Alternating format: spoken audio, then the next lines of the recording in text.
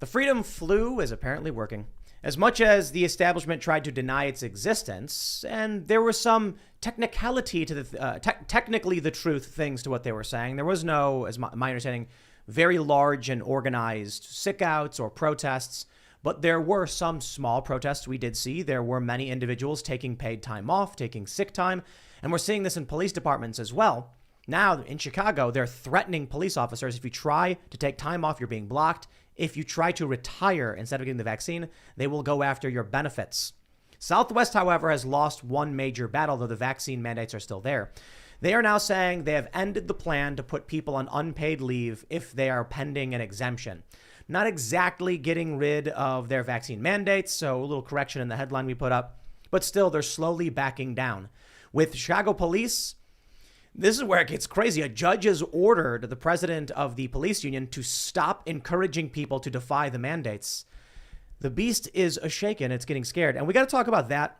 We got to talk about what happens when you demonize, defund, remove the police, because we can take a look at the crime in San Francisco. And we've got someone here to actually talk about how progressives are destroying cities. We have author Michael Shellenberger. Do you want to introduce yourself? Oh, yeah. Thanks for having me. I'm the author of Apocalypse Never, and also the new book, San Francisco, Why Progressives Ruin Cities.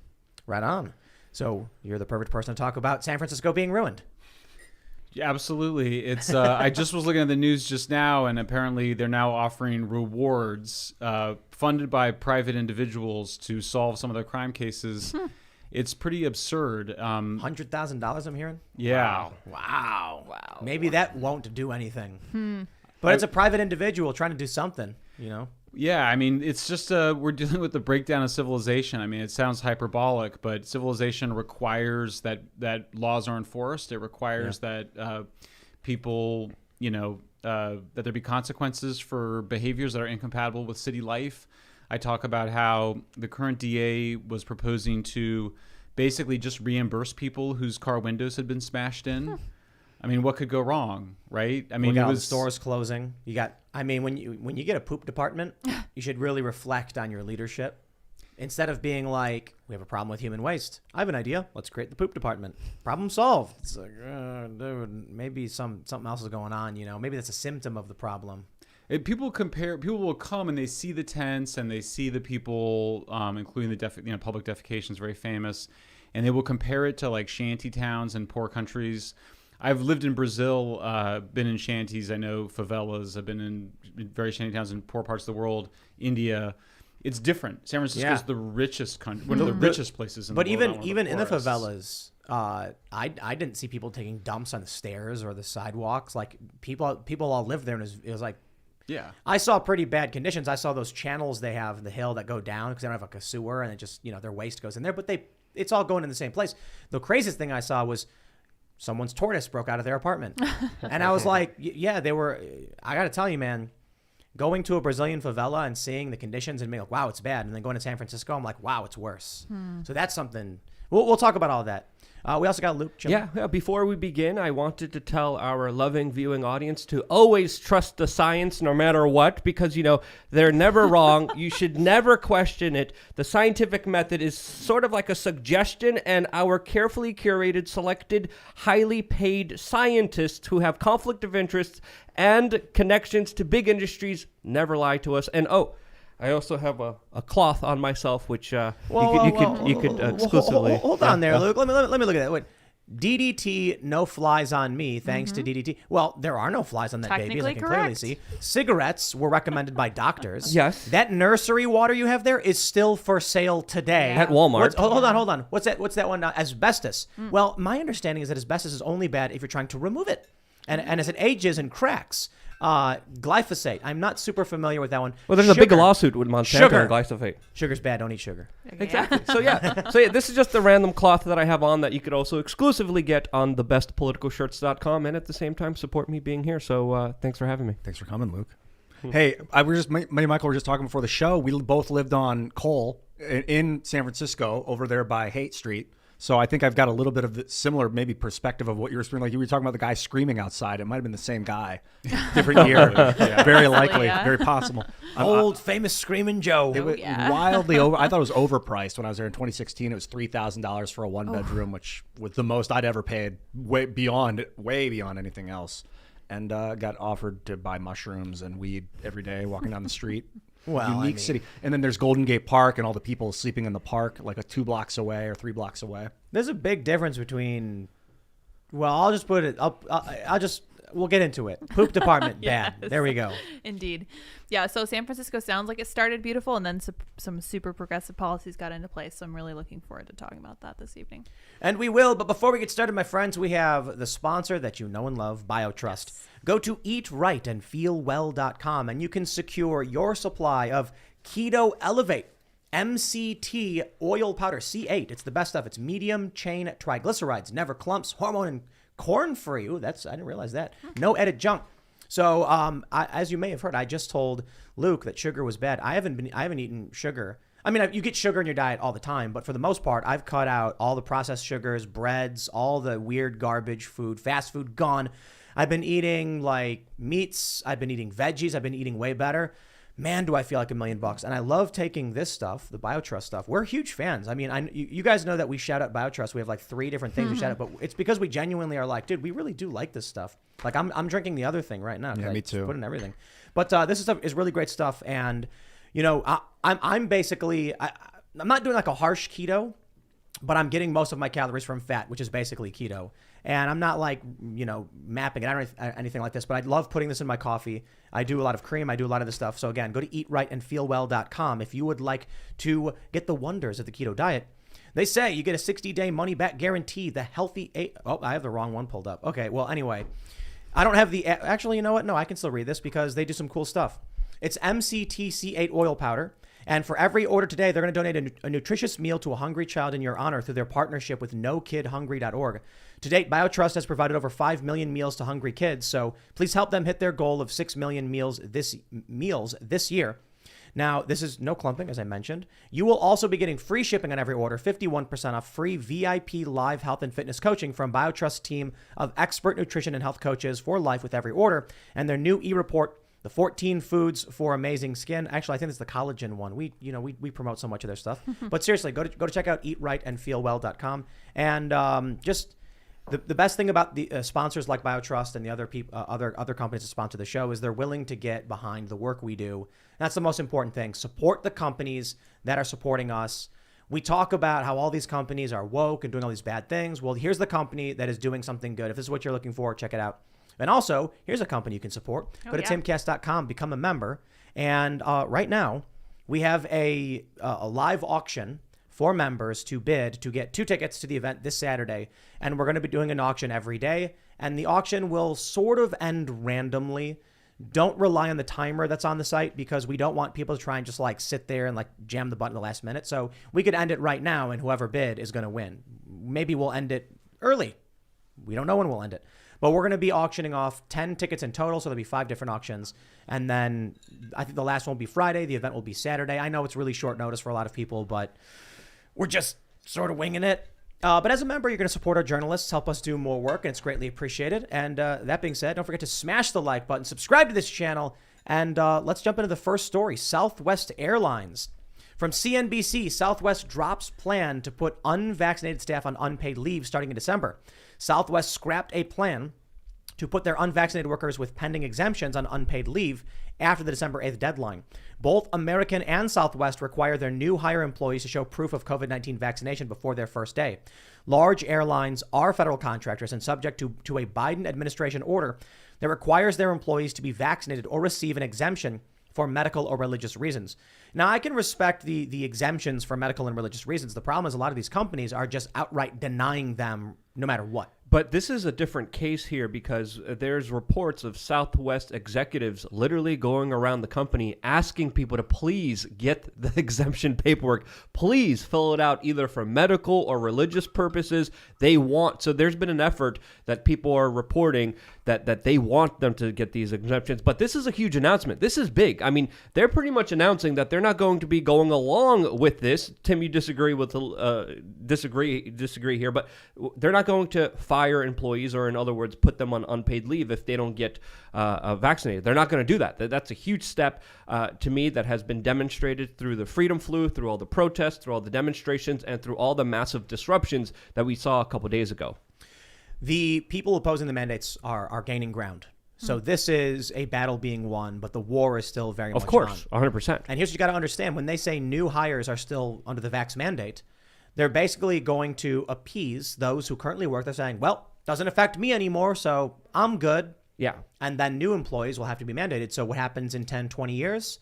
The vax mandate stands. We'll see how long the vax mandates are going to be implemented. I definitely agree with you. A lot of people think they're going to be temporary as long as COVID's going to be around. But as me and you know, and a lot of other people know, this is a long game. It's not going to be ending anytime soon. It benefits too many people. It benefits too many billionaires for it to stop. But this is still a major victory because the workers united here came together and said, hey, we don't like this policy. We don't want it. No.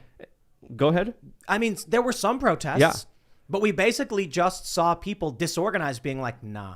Exactly. That was scarier to this company. Yeah. Southwest is like, we're going to do this mandate. Oh, Biden's making us do it. And then a bunch of employees just called in sick. Well, they knew they didn't organize it. They knew forcing this would be worse for them than not forcing it. So this realization, that's the big story to me, and that's why I led with it. That's why I've been talking about it all day, because this is huge, and there's going to be reverberations of this all over the place because now people know that their voice actually matters when they come together and they speak up together. As long as they don't back down. Exactly, and because I genuinely think most people, the smartest thing they could do was, only new hires have to be vaccinated, because then people who already hired are going to be like, I'm good. Yeah. Later down the line, that's going to have its effects. It's doing it right now. Exactly. Right. So the vaccine mandate's there. This is an attempt to redirect, but it's probably still going to happen.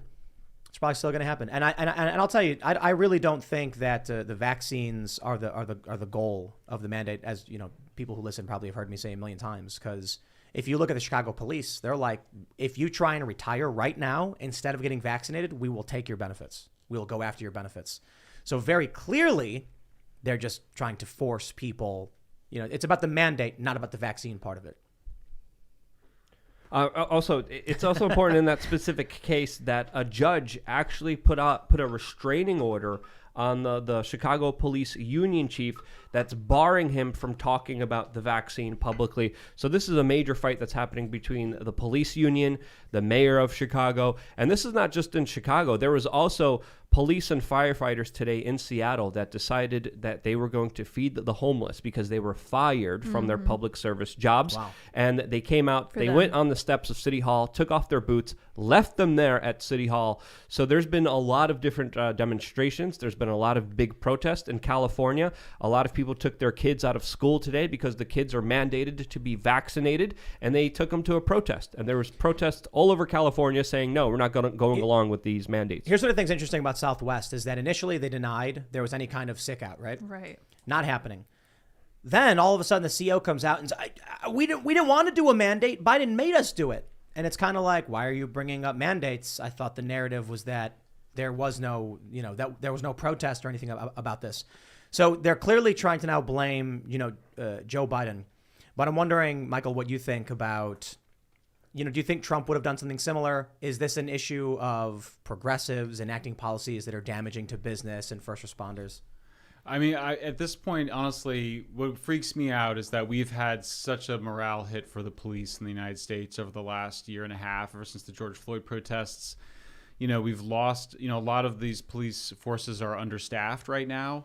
One of the things that I was so surprised to find was that the evidence of the importance of police, because I come from the left, and so I've always been somewhat skeptical of the police as part of the criminal justice establishment, but the evidence that police prevent homicides is just really strong, and the relationship between cops and potential killers just interacting with them every day in the neighborhood, very strong evidence that that works. And so after 2015, after the Ferguson protests, there was a pretty sharp increase in homicides. One of the police chief in Ferguson said, we're calling this the Ferguson effect because we think that both the cops are pulling back from their policing and the criminals are more emboldened. A lot of people on the left dismissed that, but we saw it again after the George Floyd protests last year. So clearly anything that that would basically dampen the morale of police right now, I think would contribute to increasing crime. I mean, it's just at the federal level, federal contractors, federal employees, right? So it's, I don't know, is it just a direct correlation between this is affecting the morale of the officers, or is this just failed policy? I mean, I'm on the fence on this one. I mean, I'm vaccinated. I think vaccines are important. I also think that this issue is sort of, that there's no real explanation of what the end game here is. You know, like how long are we wearing masks for? What is going to be the deal with vaccine requirements? Forever. Hasn't felt like we've had a proper conversation about it. I mean, we do all the time. And, you know, the funny thing is 15 days to slow the spread has quickly turned into nearly 2 years of harsh restrictions, mandates, requirements. And there's one prediction right now that what's going to happen is there will be a wave of fake vaccine cards. We've already seen some stories. And then all of a sudden you're going to hear in the media, people want digital passports, and they've already started making them. And then what really happens is a social credit system. So they track more than just your vaccine. Like one of the reasons I'm very much opposed to this is they're trying to use something that most people find reasonable, like getting a vaccine. I've got a ton. You know, I've traveled all over, so I just had to get all these cards. And, you know, when you go to Venezuela, you need one.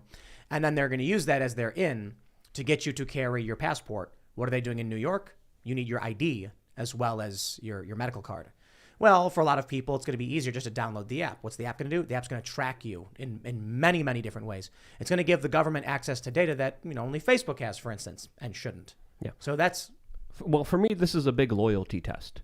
Because a lot of officers who are skeptical of the federal government, who want bodily autonomy, who think that they should have the right to decide what is right for them. There's a lot of people who are vaccinated, who are against the vaccine mandates, that are still not even talked about widely and publicly. But there's a big sector of these individuals out there. So, you know, we had a guest on a couple of days ago that said it's very easy to fake a lot of this compliance, a lot of these passports. And the people who are standing up, the people who are vocal, are deciding to do it on principles, are deciding to do it on morale. And that's why seeing a lot of these officers being purged, a lot of these officers being fired, only will help, I believe, the federal government in the long run, because they'll have more compliant officers that will always do what they want them to do no matter what the consequences are. And you always start with something little and you keep escalating it. That's why we started with, you know, just 2 weeks, just stay home, and then masks, and then vaccines, and then second vaccines, and then passport systems, and now booster shots. And then it's only going to get worse from here unless the American people stand up and say enough is enough. We're not going along with this. And that's why I think this Southwest story is so big. It deserves a lot more mentions. And someone in the comment section wrote that Southwest decided to do this because of the weather conditions, which I thought was absolutely hilarious, because that was their initial line. Jen Psaki said that nothing existed, that this wasn't a protest, nothing was happening here. Well, obviously it was, because why did Southwest change their major decision here? So these are going to have far-reaching implications, not just with the police, not just in the corporate world, but this is, I think, deliberately done as a loyalty test to see who's going to obey government the most. Mm-hmm.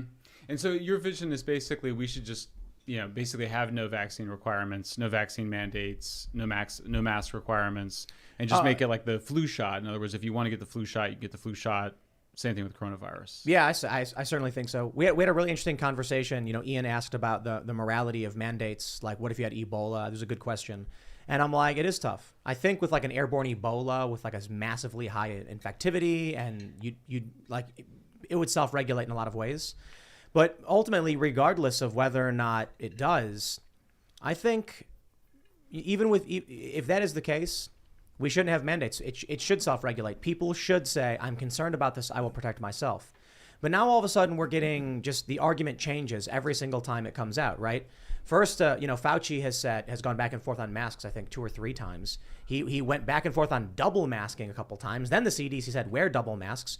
And I think a lot of people at this point are just like, When you get a Fauci coming out who can't give you a straight answer, but he keeps being touted and championed, eventually people just say enough. One of the biggest issues with the mandates is it's forcing people to disclose medical conditions. It's forcing people to disclose private personal details. And if you're concerned about it, you need to assume the risks of your life to go out and live and work. From the beginning, one of the problems we've seen with COVID is that we've decided to do a one-size-fits-all approach to literally everything. Hey, the people above 40 are the highest risk factor, so let's lock down everything, including schools. And now we're in a major economic crisis, which is only being exacerbated by ridiculous Joe Biden policies and ignorance and Pete Buttigieg being on vacation. So they're really good at making things worse. Maybe we should have had a surgical approach where we said, okay, if you're in a vulnerable population, we'll do special accommodations. We'll do what we can to have skeleton crews keeping the economy running so we don't just shut everything down. But we went one size fits all. Now we're doing the same thing. And you'll have people who have very deep religious or moral convictions as to why they're not interested in this, notably the use of fetal cells in the experimentation process for the Pfizer vaccine. And Johnson & Johnson uses fetal cells for the growth of the virus to produce it. I can certainly understand why a lot of people are like, you cannot force me to take something like that. And then you have medical conditions in which already in New York, there's no exceptions for medical conditions.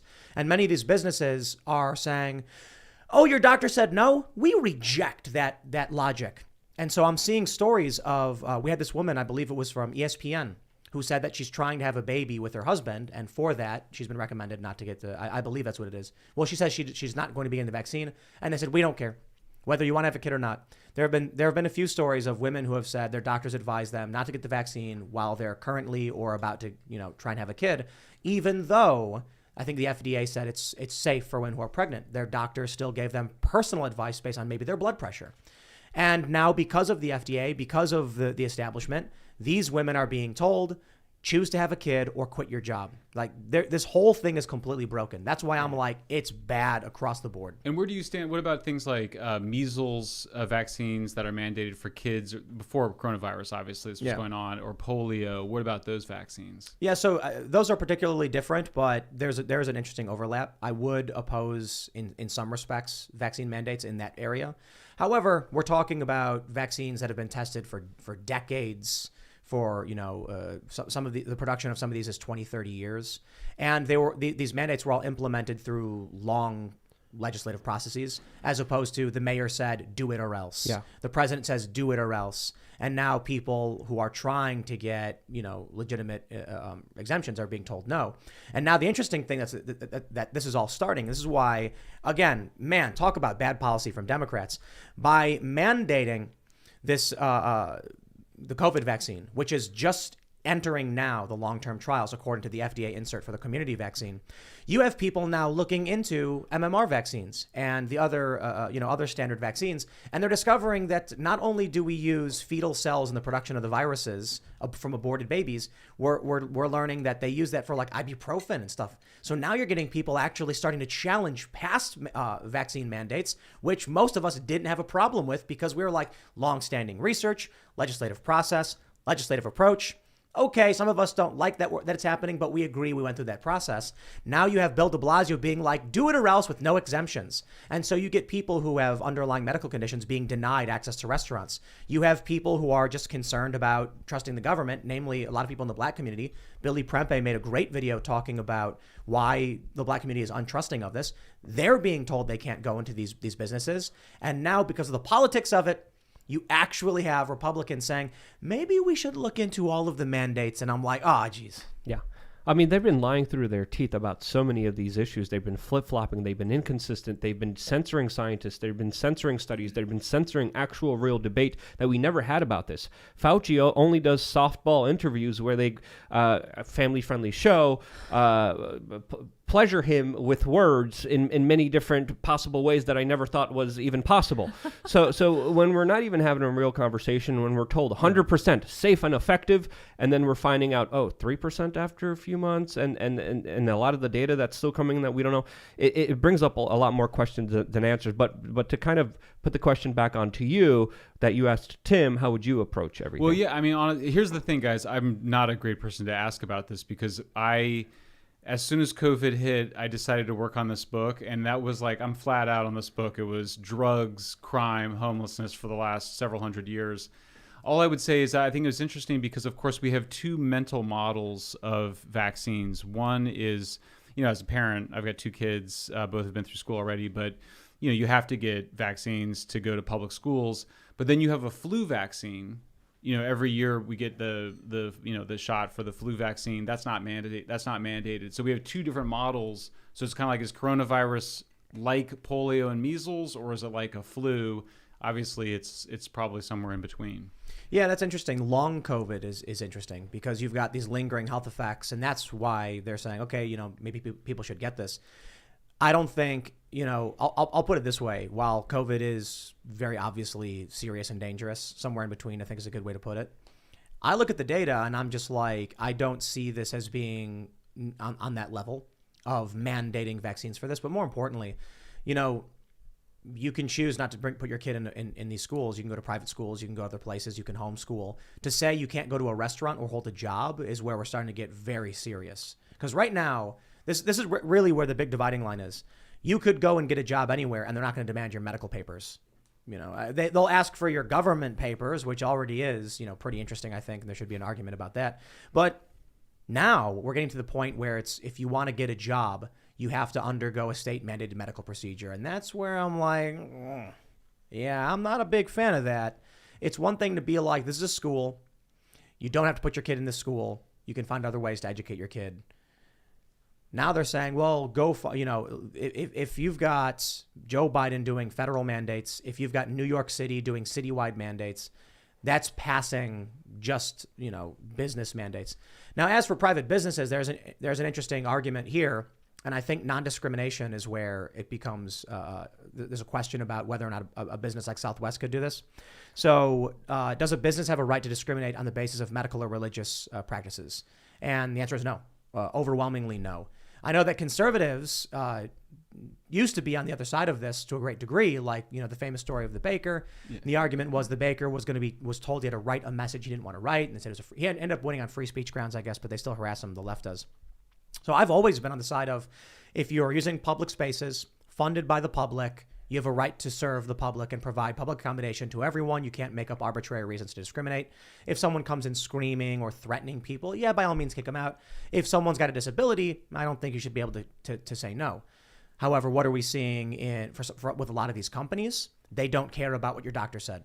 What are we seeing in New York? In New York, I called a couple dozen restaurants who outright told me they did not care if you had a disability barring vaccination, like maybe you have Guillain-Barré syndrome, like the drummer from The Offspring. He got kicked out of the band because he could not get the vaccine due to Guillain-Barré syndrome. So this is where people have just straight up been like, we have now violated the Americans with Disabilities Act. We don't care, and no one will enforce it. Not a fan.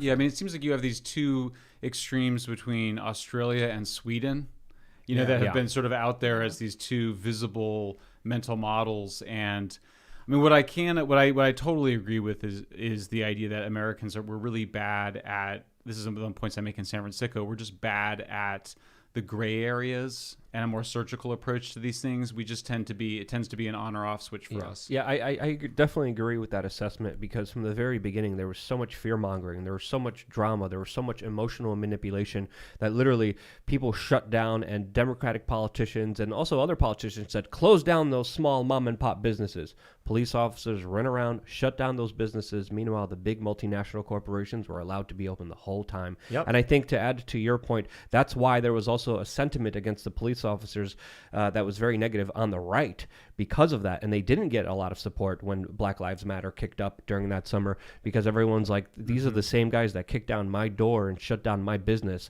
while allowing Walmart and Costco to do whatever they wanted to. So where does this end? It doesn't. There's too many billionaires benefiting from it. It's going to proceed to lead to a situation that we're seeing in Australia, that we're seeing in Italy. There's a viral video that I played in my YouTube video today of an old grandma outside of a hospital, and a security guard is kicking her out. And he's like, he wants the vax mandate. She didn't have her right paperwork. She needed treatment at the hospital. She couldn't get it. She was told to go away, and this poor elderly grandmother walked away. Yeah, because she didn't have the paperwork. But she was vaccinated? I have no idea about that. But these are the vaccine mandates. You don't have your paperwork, you can't get food. You can't get services that are basic human rights services that shouldn't be denied to anyone. And this is going to lead to an Australian, Italian-like situation. They're just ramping up. They're just ahead of the curve more than we are on this phase, and that's where it's headed unless people wake up here in the United States. They're not actually my wife human and I rights, just. though. Oh, sorry. Oh, sorry. They're not actually human rights, like the right to buy someone's food and stuff like that. Those are civil. Some of them are civil rights that are being violated, but I don't think any basic human rights are at this point. You don't think humans have a right to like trade with each other? Is that one of the constitutional basic human A rights? state coming in and saying you can't be a part of society, is that not a violation of human rights? Saying you can't get water or you can't get food? Let's put it this way. Ian, are you saying that like if a black dude went into a restaurant and they said you are not allowed to buy from this restaurant, that's not a violation of human rights?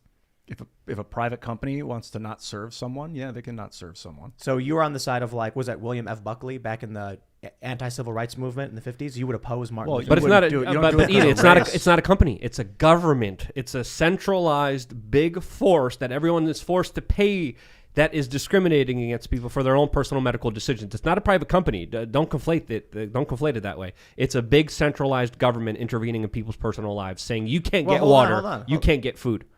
But yes, there's also a big government intervening in private businesses saying you can't deny services to someone on these bases. That's a whole different argument than what Ian's making now. So I'm on the side of civil rights, the civil rights protests, where they said you should not be allowed to discriminate on the basis of race, national origin, religion, and then we have the ADA, which is medical reasons. But you're more on the side of the opposition, like the Klan and the Democratic No, I'm just Party. saying that you said that they were not being able to go to a restaurant is a basic human right. I think it's not. I'm saying more of a civil right. Your if access anything. to be able to get food and water. So the example that Luke was giving was this lady who's trying to go to the hospital. Now, if you recall, we just had that story from D.C. where the warden was held in contempt for not following through with the human rights of a prisoner who broke his wrist. Healthcare is not a human right. If you're in prison and you're being detained by someone, they have an obligation, a responsibility to make sure you are not going through undue suffering. But shouldn't you be able to like seek medical care? Like at least have an opportunity to go in and talk to somebody about getting Yeah, care? that's a human right. Is the freedom? When you're in prison, you don't have human rights. I don't think they take them away from you when you're in prison for the most part. So you're saying that they should be allowed to buy the service of medical care, but not buy a cheeseburger. No, you don't have a right to medical care. It's not a human right. Okay, I just thought you were saying you should have a right to seek that out. I don't know. No, I don't know. It's an interesting, like Ian, you're an interesting guy. like your human like- rights are not your right to other people's services. Is my point. That's So this is actually like, I think Ron Paul's position was very much the Civil Rights Act should have never have been passed. Private businesses have a right to Very discriminate. libertarian. I very much disagree Yeah. with that. I think that they're occupying space in the commons that we pay for. Yeah, civil rights are like I paid my taxes, so the fire department has to come and put my fire out. That's a civil right, but you don't have a basic human right to that fire. It. Now you're You don't making have it a so confusing. You don't have a basic human right. You're confusing the subject. Do you understand? a Your lot. human rights are not a right to other people's Well, if- services. Of course, but that's not what I'm arguing. you said that I'm going to a arguing, restaurant is I'm a human arguing right. that your government mandating a domestic permission slip passport system where you have to get their acceptance in order to go to the supermarket or in order to get food and water is a violation of that. It depends That's on the how- government of it doing depends that. on how dangerous the disease is. I don't think so. No, Of course it does. No, I don't. I don't think so. I think I literally just mentioned all of that. Like, people need to self-regulate. If there's a very serious risk, they need to decide what risk they're willing to accept or not. Except if George Washington inoculates his troops against syphilis. His or- troops, people who are enlisted or conscripted, or who are under polio's his crippling orders. kids, and so With they like what was vaccinate the polio, population. like 20 to 80%. Smallpox is killing a giant percentage of the population, so they mandate at some point. Like if, I if said, the angry horde won't get healthy, then what do you do? Yeah, stomp it with the boot. Now do that with fat people. Now do Amen. that. Now do that with people Starting with to STDs. speak my language, do that Luke. with STD. People who have STDs. Dude, Ian, you're such an authoritarian. Well, we've had this conversation before. I think there is a time and a place to exert authority. My personal feeling is that when you look at according to Sanjay Gupta, 99.5% recovery rate for COVID, and of that 0.5% that people aren't recovering, usually a lot of those people are obese, that it doesn't look like a polio level problem. So then now we're talking like ethics and ethical to mandate a vaccine at this point? It's I don't it's think like so. you're arguing for freedom in one argument and then fascism in another sentence. It's very confusing because Well, it's like it's it's what the jumbled. left does, though. I They say, you can't have free speech if there's hate speech because hate speech stops people from speaking. Therefore, banning hate speech is actually free speech. You see how they do these semantic manipulations? Like that's what Ian does. Someone wrote in the comment section, "Authoritarian Ian," Authoritarian. and that. Well, just that's being I'll said here. defend Ian because I think I'm probably closer to your view on this, which is, I mean, obviously we have restrictions on all sorts of freedoms, including freedom of speech. You're not allowed to yell fire in a crowded That's theater. not true. No. Yeah, That isn't true? You're actually allowed to yell fire in a crowded theater. Yeah, that was Brandenburg v. Ohio, I think, where they said that. I think so. Got overturned in the 60s. So that's You're not allowed to threaten people. uh, You're not allowed to threaten people with killing them. That's illegal. You There- can report to the police and they'll be investigated, and you're not allowed to go up to people and be like, I'm going to kill you tonight and kill all your family Right. members. That's not legal. direct Yeah. threats, though, aren't an expression of opinion. You are allowed to say, "I hope you die," or "I think someone should do X Yes. to you." Yeah. You're not allowed to incite or direct Yeah. violence. You're not There's allowed a- to say, if you keep tweeting that, I'm going to come over to your house and kill you and your family. You're not allowed to do that. Right.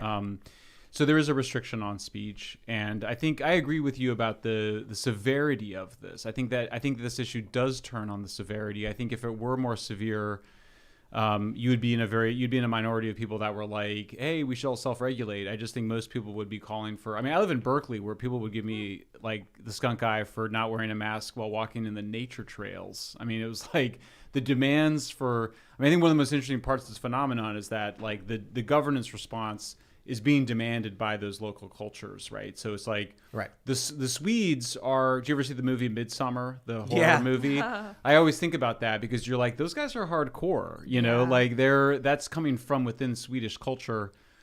There's obviously some mediating influences like the kind of government they have, but Australia similarly, they're very moralizing in Australia. I find it's very much like this is a dangerous disease and therefore we're going to like clamp down on anybody.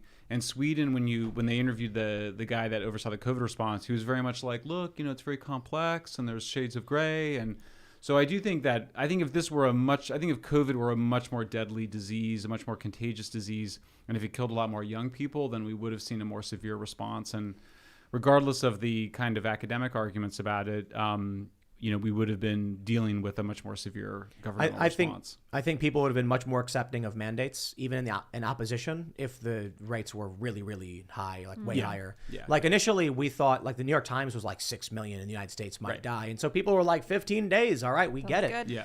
And then after a while, we were kind of like, well, Yeah. Cuomo killed 15,000 people. And then you got Wolf and you got Whitmer and you got Newsom. They kept putting sick people in nursing homes. So their policies were literally killing people. And maybe we need to stop doing the things we're doing. I think there's an argument to be made here that with the more government intervention there was, the more problems that came of it. Whether it's lockdowns making billionaires richer than ever, making people poorer, whether it's the lockdowns, the mandates, the implications, they have severe ramifications. And I would say those were far off worse. And I think there's arguments to be made here than the actual sickness itself. And I think we still haven't quantified the data. We still haven't found everything out. But I think 10 years from now or 20 years from now, when we find out the truth of what's happening now, I think a lot of us are going to be shocked and disgusted. Maybe. History is written by the victors, Luke. It is, but I The think mainstream media will write what they write. the truth somehow still has a way of coming out, and even though it's suppressed a lot of the times, it still finds a way of seeping up somehow. I mean, I did Joe Rogan, Jordan Peterson. Now I'm doing the Timcast, and it's funny because the response. So Joe Rogan has 11 million followers. It's the biggest media presence I've had in 8 years. And 8 years ago, I did the Colbert Report. Wow. And when I went on Colbert Report, I was like, how many people watch this? And there were like 1 million, plus maybe another couple million on YouTube and streaming. 3 million viewers of that. And that was huge. Like that was the one like my high school buddies were like, hey man, you really made, like that. Whereas now it's Joe Rogan and he has a completely counter-establishment view of COVID. He's pro UFOs. He's pro psychedelics. I mean, so in some ways you guys are pretty darn mainstream for being supposedly marginal voices, right? In the podcast as an author, I can tell you, this is so much fun. for me. I mean, I get to go on podcasts and you can actually make a mistake and correct it. There's nobody playing gotcha with you. People are actually interested in what you have to say. 2 or 3 hours for authors. If you spend a year or two slaving away on a book and then you get to go on a podcast, I mean, it's what we prefer. And so I find myself watching 80% of my time watching TV is watching YouTube and watching podcasts like this. So I think you guys might be the victors that write the history. Maybe it won't be somebody else. You're right. Have you guys heard about Ozzy Media? Yeah, I've heard of No. it. No, I What is have it? not. No? I never heard of it. No? OZY? Yeah. Yeah. I've heard of it. But I mean like the breaking news. Tell me about No it. one has any ideas? Huh? No. Yeah, well, you see what's going on with New York. These people are in a cult and they're egocentric. And so I follow a lot of these journalists and they're tweeting about the great scandal that is the vaporware of Ozzy Media. And I'm just watching this like, wow. Talk about thinking people care about garbage that no one cares about. And this is what happens. Someone in New York who works in media will write a story and they'll be like, guys, did you hear about this? And they'll all get excited because they all play inside baseball. And then regular viewers, like regular readers are like on the New York Times, like, the hell are they talking about? The politics of a media company I know nothing about? Who cares? Why is this news? They do that all the time. They don't. So I think my favorite example is Sanjay Gupta being like, I've never had a conversation more than 3 hours. It's like, Right. Amazing. so these people don't talk. They sit in rooms, they read books, and then they watch TV, and then they might say a few words in passing. So weird. I think I think you're really onto something. I mean, first of all, I thought that the Joe Rogan confrontation of Sanjay Gupta was you don't want to overstate it. It was a turning point for me. It was a moment where clearly Rogan was right, and everybody was like, Rogan's right, and then CNN's backpedaling. But it felt like a moment for me where, because we have this question of like, who do you trust? And I kind of go, I think a lot of us are like, we trust individuals now. Yeah. I trust, and on different things, like I trust Barry Weiss on cancel culture. You know, I trust Abigail Schreier on trans kids. You know, I don't trust Barry Weiss on cancel culture. Yeah, interesting. Because she called Tulsi Gabbard a toady for Assad and didn't know what she was talking about. Now, with all due respect, I think Barry's cool and everything. Yeah. But, you know, it's like I mentioned with the New York phenomenon, where it's like they're still very insular and very much self-promoting. And so even after Barry, you know, leaves the New York Times or whatever, CNN still has her on. Brian Stelter had her on, and they had a good conversation. There's a viral clip on it. But Brian Stelter would never have any real opposition, a strong opponent to anything he's done who could call him out. It's not going to happen. That was still a great clip that is going viral right now. fantastic clip, yeah. And I think she surmised a lot of the crazy things in our society very well and very eloquently. So, I mean, just to have that, my reaction to it, wait. I thought common sense was banned on mainstream media. Right. Because the mainstream media has their doctrine, has their agenda, has their narrative. They're in an extremely small echo chamber where they keep repeating the same insane claims. Like, for an example, Colin Powell passed away. He was double vaxxed. He died allegedly of COVID. He was also very old. He also, had cancer. I believe, had cancer. So again, you know, we don't know what happened. I don't know. I'm here to say, I don't know if it was the vax. I don't know if it was COVID. I don't know if it was cancer. I don't know if it was old age. But the mainstream media, look at the narrative that they're running. CNN had the former Surgeon General on that was saying it was the unvaxxed that definitely did it. Jeff Tiedrich on Twitter said it's definitely the unvaxxed that did this. The New York governor just came out with a statement saying that history can't be hijacked by the, quote, anti-vaxxers, and it's definitely anti-vaxxers that got him sick. How do they know? Are they medical scientists? Do they know the exact person that came into contact with them? Do they have any evidence? Do they have any proof? Do they have any data? No, they don't. They're running with the same insane talking point that's regurgitated from one prominent establishment figure, from another tool, from another sellout, from another just basic human being that is given a script and regurgitating it back to you because they pay him a lot of money. Doesn't the fact that CNN had Barry Weiss on suggest that actually they know that there's, I mean, it looks to me like there's a full-blown backlash underway against cancel culture, and that's just beginning. And CNN having Barry Weiss on is a way of saying, hey, we know we took a hit over the Sanjay Gupta thing and the ivermectin thing with Joe Rogan. We're going to have Barry Weiss on. I noticed the New York Times just recently gave a column to my friend John McWhorter, you know, who's a famous kind of liberal critic of woke politics. His new book is Woke Racism. you know, and I kind of look at that and I go, that's the establishment responding to this long form podcasting, alternative journalism. I mean, you got your start in alternative journalism. I mean, I was in the 90s, alternative journalism was hot, but it's almost like it's become where the intellectual center of American life is now, where you don't kind of go, I watched a really thoughtful segment. No one says I watched a really thoughtful segment on CNN. They say I listened to a really thoughtful podcast with Timcast or Jordan Peterson or Joe Rogan. Yeah, I disagree with you, because after the Rogan Sanjay Gupta thing, CNN doubled down and tripled down on those same exact defunct talking points. And Sanjay Gupta came on, effectively rolled back what he had said on Rogan when he was like, they shouldn't have said that. He went out with Don Lemon. Don Lemon said, it is horse medicine. He goes, you're right. And he's like, you're right. He's like, yeah. It's true. But it's funny because, of course, though, then that's talked about. Yeah. And so I don't know that CNN doing that helped its own credibility any. I think it probably undermined it. Do they have any credibility is the question. And I think that Barry Weiss thing was a hiccup. It was a glitch in the matrix, and they're going to go back to their regularly scheduled programming, doubling down, tripling down on whatever the lie that they need to sell the American people on is. I mean, you might be right. I mean, we have this debate because I would always have this debate with my colleagues over, because, you know, we would point out, look, people are becoming more pro-nuclear. I'm a big advocate of nuclear power, including for climate change, but not just for climate change. And I've been up against the vast majority of environmentalists and boomers on this issue. And we have seen a huge change in attitudes on nuclear over the last 5 years, 10 years. That's why I went on Colbert 8 years ago. I've seen just a massive change.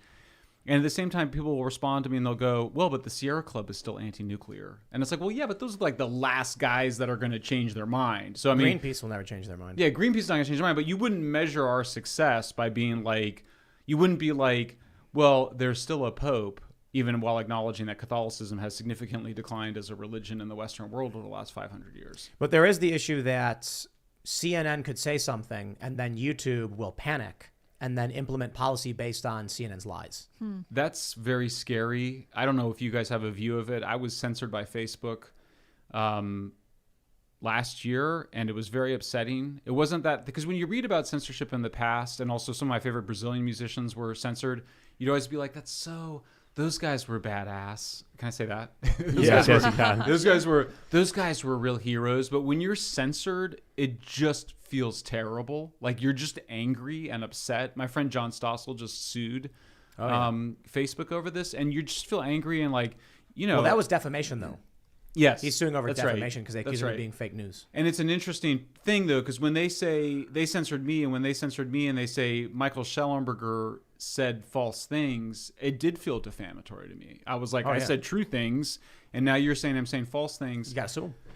Yeah, I mean, it's what's disappointing is that I knew people at Facebook. I know people at Facebook, and of course they were just of zero help whatsoever, you know. And so you just feel really alone, and of course you're sort of ostracized. And there's no recourse. There's no way to even apologize. There's no way to even be. There's no way to even have retribution in any way, shape, or form, or even forgiveness. You can appeal to the same judge that sentenced you. Then that's not an appeals process, right? Exactly. So this is another layer to it that's cruel and evil in so many ways, because the rules are very kind of generic. They implement them on some people and not on others. And then when they do hit you, they destroy your livelihood. They destroy your reputation. They create consequences that could have almost everything taken away from you, not just your Twitter page or TikTok page. I mean, there's some people that can't have an Uber, can't have an Airbnb, can't have a bank account because of their political ideas in this country. And so what do you do about that? You gotta build decentralized internet technology where you can also appeal to a jury, like the mine system, if you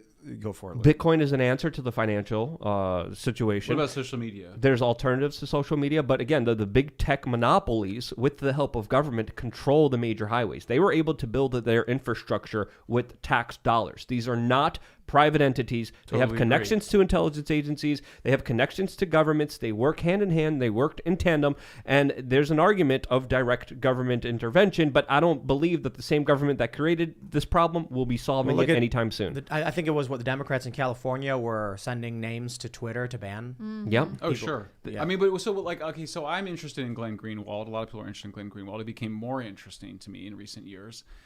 He's signed up for this new platform, Rumble. Rumble. I watch YouTube. I'm 50, so I'm a lot older than you guys, and maybe I'm just too square. But like, I sit down and watch YouTube, and I see you, and I see Jordan Peterson, and I see Joe Rogan. I don't see Glenn Greenwald. And then so what do I got to do? I got to go into my smart TV and reprogram it to get Rumble. I mean, it was a little bit like, what was the alternative to Twitter that was there for like 5 minutes? Parler. Last year, Parler. I mean, And then they colluded to destroy it. yeah, I mean, so you kind of go, there's a problem because, we were all sold on these platforms for their ease of use and the idea that you would get to see, I mean, that's what's so exciting about Twitter still is you still get to argue with liberals and conservatives. So now what are we going to do? We're going to have a platform for liberals and a platform for conservatives, and It's already what it is. It's already what it is. You build out Twitter is the people on Twitter who are prominent are like center right. People who are like staunch conservative have been purged or banned. People who are like the far right was nuked a long time ago, except for like some specific individuals. The far left, however, can call for violence, no problem. Then you have the mainstream establishment left can literally advocate for violence, tell people to be violent, advocate for people being thrown into wood chippers like the Covington kids, no problem. And then you could tweet as a joke, learn to code, and get banned. So we see it's basically Twitter is center right to far left. And what that does is it shapes the view of these journalists who think they're centrists because they're in the middle of that. When in reality, they're leftists. So what do you do about that? We're building out the Fediverse right now. Are you familiar with it? No. It's a federated network of networks, basically. So like things like Mastodon, but basically it's the way we're doing it is it's a social media protocol. So you can create your own social media platform where your content exists. And I'll use Gab as an example. You know Gab? Heard of it. Gab is like one of the first alternatives to Twitter because of the censorship. They exist on the Fediverse in that you can use any Fediverse app and follow Luke on Gab. So Luke's username might be like luke@gab.com. I don't know if Luke is on Gab or whatever. But then I could go on, Super Web and then say, I'm going to follow luke@gab.com and see his posts from a different website appearing on my feed on this website. So what happens is there's no central authority to ban Luke. Okay. But you have like almost 1 million Twitter followers. Yeah. You do. I have 1/10 of yours. And so why would you want to go to a platform where you and I would have the same number of Twitter followers? I mean, or the same number of followers. Wouldn't you want to maintain your status superiority on a new platform? I don't care about the followers. But ideally, I think a lot of people do. Like I certainly like in terms of the social credit system, it already exists. It's the number of followers you have on Twitter. Well, no. I It doesn't tweeted- depend because the algorithm decides who sees what now. I tweeted a picture of a hairless rabbit once. You did. It was weird. I like Very weird. I'll put it this way: the people there's two different kinds of people who become prominent. I was talking to a friend who does like day trading stuff, and I'm like, there are people who just want to be rich, who will eventually become rich because they want to be rich. But I think most people who become rich do it because there's something they're passionate about that they pursue, which leads them to being well off. I agree. There are people who have Twitter followers because they're genuinely interesting, smart people, or they're, observant, so they can see things before other people. And they're good followers for that reason. And then there are people who try to manipulate and game the system to try and gain followers and are worried, is my tweet getting enough retweets or whatever? I don't care about any of that. I tweet random jokes, nonsense, garbled, whatever, because Twitter is just hilarious. And so... But for a lot of people, their Twitter followers is really important social capital for their work. I feel sorry for those people. It's Well, their yeah. identity for many of them. You and might, that's okay, but so sad. setting aside your views of those people, that's a material reality in the sense that it's an economic reality for people. So I guess I'm raising it not to sort of say is that good or bad, but just to say I think that's an obstacle to wanting to migrate, over to a absolutely. different social platform. So we're on these videos are on Odyssey, they're on Rumble, they're on BitChute, right? Yeah, BitChute. Yeah. And the just thing everywhere. about Fediverse, Plus our once one website. you start building it out, you blast out one post to the Fediverse, and it goes to your Minds account and your library account and anybody else that wants to federate. So like it could blast out to your Twitter, and like you can This kind is of better. centralize your own So funnel. if Self-centralizing. as this project expands, you'll have more access to bigger networks because you'll be hitting 50 instead of 1. So we use YouTube, but I cut down the amount of content I was producing on YouTube substantially to try and focus on building our own website so that we could have a user base there. When we started doing the show, we were getting like 1,000 viewers or 2,000 viewers, and if I was the kind of person who was like, we're not getting enough clicks, then we probably wouldn't be where we are. I wanted to do the show because I had fun doing the show. I wanted to do it. I make YouTube videos because I have fun making videos. I make podcasts because I have fun doing it. If I wanted to make money, there's a bunch of other stuff I could have done. I have friends who work for political campaigns. I'd make way more money. I used to work in nonprofit fundraising. And all of a sudden I had these people wanting to consult because I was making so much money for a lot of these companies. And I hated doing it. It was awful. Just selling stuff and tricking them. And so I just stopped doing it. And then a period of things happened. Occupy happens. I started working in this. And I enjoyed doing it, so I keep doing it. When I was traveling around filming breaking news events, I don't know, sometimes you wouldn't get many views or make much money, but it was like I wanted to be there doing something. So it's true, there are a lot of people who are driven by a desire for ego. And that's why you get the New York City establishment media, because these are people who are like, I'm a worthless human being, but if I get hired by the New York Times, then people will think I'm cool. There you go. Yeah, I mean, I think there's that, but there's just also a lot of people like, for like a lot of people, like Twitter is too complex. Mm-hmm. And Facebook is like about where Facebook is where a lot of people have arrived, and it's hard to see them. It's older people, adding though. apps, using apps. It's true, although the young people are on TikTok. Yeah, although I even see young people just reducing their social media platforms to Instagram. Yep, Instagram. Yeah. And so the idea that we're going to go and make that work more complex for people and that we're going to get mass uptake of it, I'm skeptical of. You need to simplify it. It needs to be as easy to use or easier than whatever's out there right now. No, I disagree. So make it modular, so it could be simple or without complex. calling out any individual company, I can just tell you the strategy used by social media companies to become big is so obvious and ridiculously easy. It's simple. What they've done, again, not naming any individual company, but more than one, is they'll create an app, they'll advertise it to high school kids. They will then give those high school kids fake followers quickly. And they will give them fake likes, and they will give them fake comments. And then all of a sudden, you have a new app called Superweb. And some kid shows up to his school, and they're like, where do I follow you? Oh, dude, I'm on Superweb. And they're like, what's that? You're not on Superweb? I already got 10,000 followers. And they go, dude, John's got 10,000 followers? And they all want to download it because they all want followers too. A bunch of companies have done this.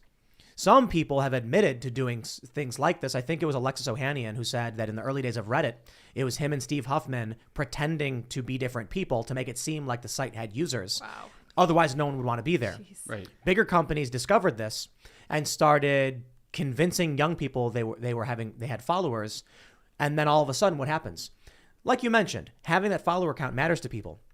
So if someone's on Twitter with 3,000 followers, and then they download this new Superweb app, and within 2 weeks, they have 10,000. They abandon Twitter, switch to Superweb because that's where their core audience is, so they think. All of a sudden now, they're not producing content on other platforms. They talk to people, where can I find you? Oh, I'm on Superweb. I'm getting way more views, way more traffic. That then drives a mass exodus because people think, FOMO. I'm going to go to the other platform. Couple new apps have used this strategy very, very effectively. And I actually had this conversation with some political groups about wanting to do an app like this. This is like 7 years ago. And it's painfully obvious that how it works. So if you really want to play those games and do that, cheaters win. But it seems like it's not. I mean, if there's a bunch of new challengers, they haven't really competed. They haven't really risen to the level of an Instagram or a Twitter or a Facebook. TikTok has. TikTok took over. TikTok did. You're right. Yeah. I mean, I even find myself just being like, I should post that in LinkedIn, but it's like, why bother? You know what I mean? You get some more views, but who cares? There's diminishing returns so often on these platforms, and it's one of the reasons why we thought we need to build our own website up. We can't just keep being a background actor for someone else's website. We need our own platform. It's an indication that there's a monopoly, and that's a big problem. We've been tossing around ways to break it up. I don't think it's an oligopoly. It sure is. It's not just one company. It's a cabal. I don't think that splitting Facebook into 5 different companies at this point, WhatsApp, Instagram, Facebook Prime, Facebook Messenger, and whatever else they got, I don't think that that's going to work because Zuck's still going to have all the code and he's still going to control it all. But I've tossed around the idea of freeing software code for any social media network that gets over like 1 billion users a day or 100 million users a day or something. Treat it as part of the commons. I disagree with you, Ian, because we had MySpace. It came and went, all because people said I had enough of this crap. MySpace actually, in 2007, I think, I was using it heavily with YouTube Yeah. and blogging, but then their site started to grind to a halt for like 30 days. You couldn't use Yeah. the site either Yeah. because mismanagement on their end. It was before AWS, before you could like had elastic server space. So I think they just couldn't handle the load. And then Facebook was there. Everyone went to But Facebook. Look at Parler. I was one of Parler them. started taking off, and then the cabal came and shut The him down. government Yeah. shut them down. Alex Jones somebody was did. wildly popular, and the cabal came and went after him and nuked him from as a cascade. They all banned him around the same exact time. So what's the solution to that? Oh man, Well, look potential at- regulation. Look at Alex Jones. You know, there's some people love him, some people hate him, but if you look at the amount of views he has, he built his own platform. He's doing pretty well. Oh yeah, and the dude's still. And he's great, yeah. On radio he's and still everything. kicking butt. So there's a lot of different alternatives, and we have to remember that these social media platforms are only as popular as we make them. So they're only prominent if we make them prominent. And at the end of the day, we have to understand that they're fake. They're creating a perception of reality that's not true. It's a bunch of people controlling people's minds by curating the algorithm, curating the timeline, curating what they see, and manipulating them for their own personal benefit. As soon as people snap out of this psychosis, they'll understand that, wow, there's other alternatives out there. The internet was once great and free and amazing and incredible, and you could find exactly what you subscribe to. You can't do that anymore. So building up your own website, what Tim did with Timcast, I got my own website with Luke Uncensored, is essentially really incredibly important. Alex Jones has, I think, banned.video, and there's other people who are deplatformed that have their own platforms, their own website, their own video services, and they're kicking butt. And they have something that social media doesn't have, and that's authenticity and people who actually do want to listen to them. So one of the issues, that started this conversation was that CNN might not be as prominent anymore. YouTube still puts them on the front page.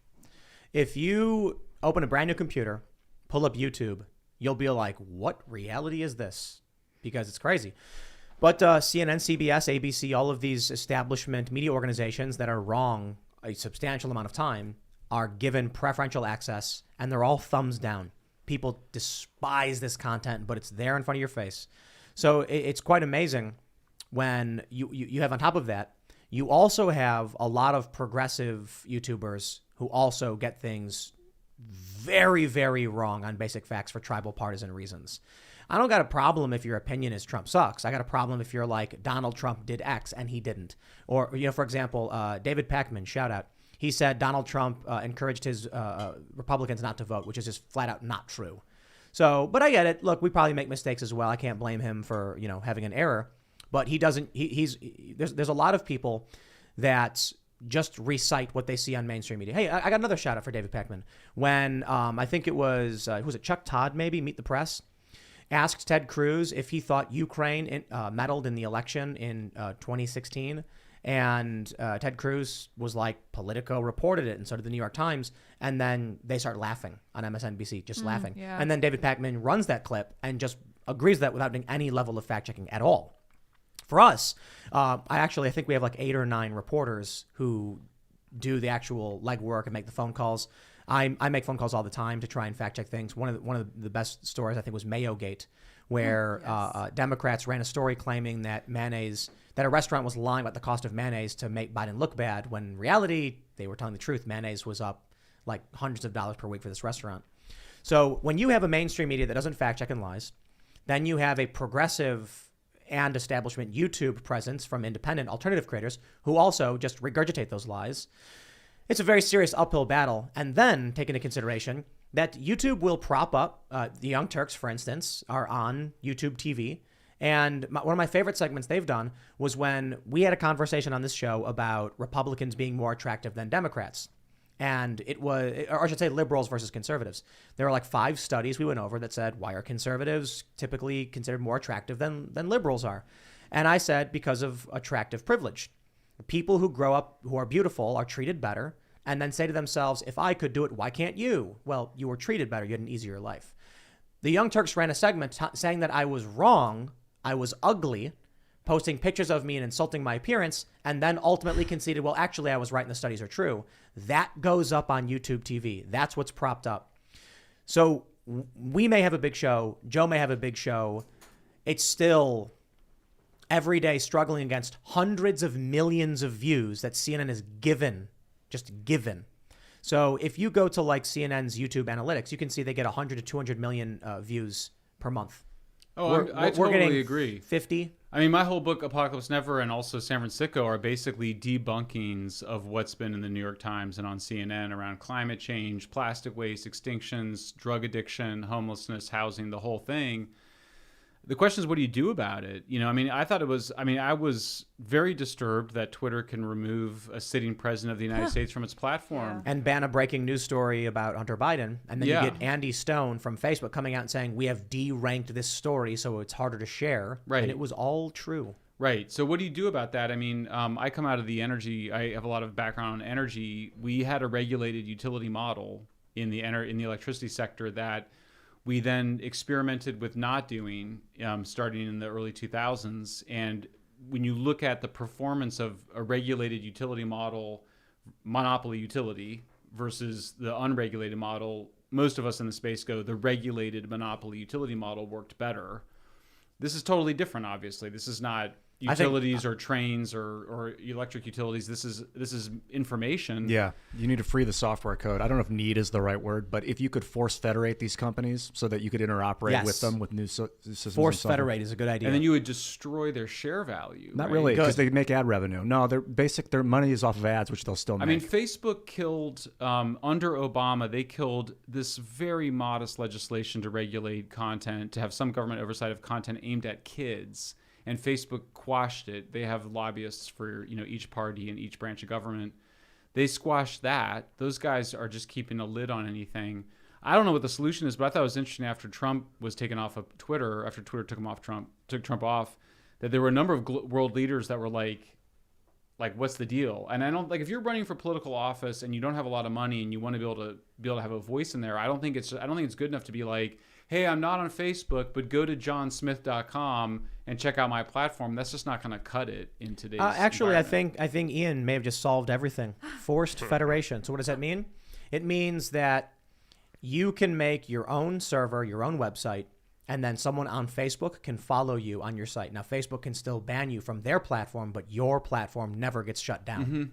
So you may lose access to Facebook's user base, but you will keep your platform and your followers can still choose to follow you because it's your website. What concerns me is if the banks start to, like the SWIFT payment system wants to cancel you, that's very concerning. We still have crypto, but it's not quite implemented yet. And if the ISP wants to cut off your access to the internet, that's really concerning to me too. I know we have like Starlink coming out, Elon's thing, but Elon owns that as far as I know. So we maybe utilize that as well. Imagine if Twitter was, by regulation, these companies were opened up to the federated network. Someone on Gab could then follow at Timcast, or Tim at Twitter.com, or Timcast at Twitter.com, and then get my feed on that website. And I could be like, well, I still have the bulk of my followers on Twitter, so I'll post here. But now anyone from any other site can choose to just see my tweets. Is that would that be like net neutrality? Is that the same thing as platform neutrality? No, net neutrality is about restricting access based on how much you pay, essentially. Like you can, the idea behind net neutrality, it was that you can't pay for faster access to certain websites. So that whole thing was one of the most ridiculous political battles that made no sense. And I'm pretty sure you ask most people, they're not going to be able to tell you what it means or what side wanted what. But under that model, like let's say I want to follow John Smith, candidate for mayor of my hometown. You could follow him, you're saying, through Twitter, but you couldn't see him have an argument with other candidates on Twitter. Yeah. Well, you'd have to mandate it then. I mean, the government would have to require that. No, what do you mean? Well, in other words, if Twitter wants to say John Smith can't be on Twitter, even though he's a candidate for mayor of Denver, because we don't like what he said, John Smith has no recourse right now. The problem is that Twitter dominates the political space, the political conversation, and Facebook and YouTube very much this cabal in Silicon Valley does. And so they can pick winners and losers. Facebook actually did experiments on people where they showed them certain content to see if they would be happy or sad. Sure enough, showing sad content made people sad. Well, I think it was Steve Huffman of Reddit who said we could swing an election if we really wanted to. Oh, sure. They know they can, and they probably do. But what if you just kept the candidate off of all the platforms? As far as I can tell, that's not violating any laws. Like Twitter, Google, Facebook can keep John Smith, mayoral candidate of Denver, off of all their platforms. This is the funny thing. I mean, that's terrifying. The funny thing, the right is just so bad at this. It's amazing. Like when there are some individuals running for office, but they're banned from Twitter, and so then Twitter says like you're not allowed to have a presence. It's like create a super PAC, or not even a super PAC, create a PAC, a political action committee, and you'll call it like John Smith for Congress PAC, and it's not run by the candidate, and then you can absolutely advocate for him. If we were to say the candidate can't be on the platform, all that would happen is Democratic groups would set up PACs and they would still get favorable treatment. So Twitter would be like, we're not going to ban the PAC for, Joe Biden, but that Donald Trump one, that's offensive, so you're gone. There's no real way to ban politics. What if John Smith is running for president on a platform to regulate the internet companies? They'll destroy him. And then they were like, well, he's not going to be on the platform. I mean, what does that do to American democracy? Oh, that's exactly where we are. It's definitely not now. democratic. They're corporate fascists. I mean, right now I struggle with this. All these websites, Twitter, Facebook, and YouTube, have like a clause in their terms to say we can ban anyone at any time for no reason. Right. So I don't want to legislate their terms of service. I find that fascist if we use the government to decide what their terms. That's why I think we need the software code freed so that other people could spin up an identical copy of Twitter with access to all the Twitter info on their version of it. And then they could make their own terms of service. And then you'd start to have a market of terms as opposed to a market of who has the best code. That's just too communist for me, though. Seizing the work and the intellectual property of a company. Antitrust is kind of communist. Well, regulation isn't communism, right? Not everything is communism. Seizing the means of production from a company to distribute among the masses is pretty communist. I'm not going to take their servers, but the code isn't really the means of production. I mean, the electric utility model is that electric utilities were allowed to make a certain amount of profits a year, and that was it. And they had to get permission to raise electrical rates.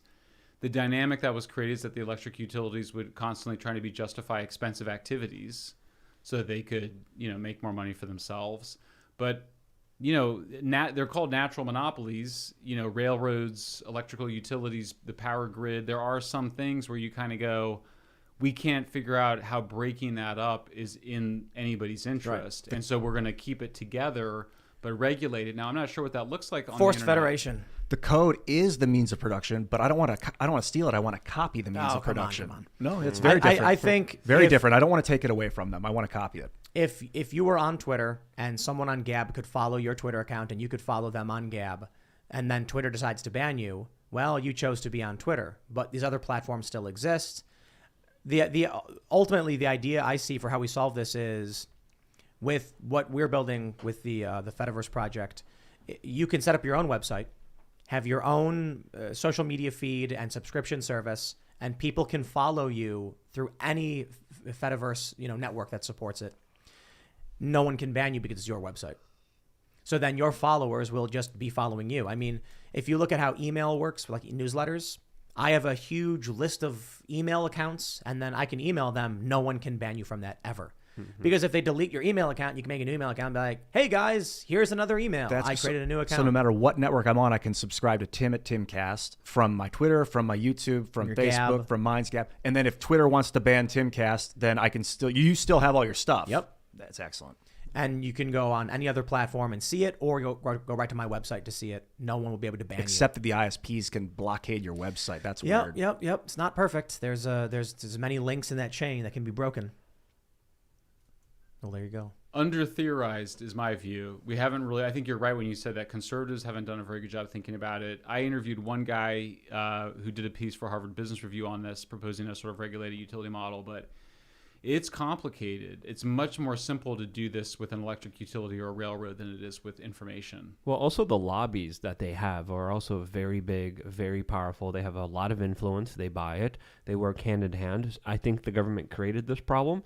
And I think the problems that are created by big tech social media directly help the government in many different ways. Well, think about it. Like the funny thing is when they were seeking to regulate the when they were regulating the railroad industry or the electric utility industry, the railroad and electric utility industry didn't also control the newspapers. Exactly. Right. That's what we're talking about here. And so how do you even have a debate about this? Zuckerberg's the real president. Maybe you could mesh network all the server space. So everyone would have a server in their house. And so all my website would be on my server and on your server and on your server. So if one of us goes down because Verizon wants to cut us off, so there's no real web hoster either, because the web host can knock your This website is like Revenge of the Nerds meets 1984 come together.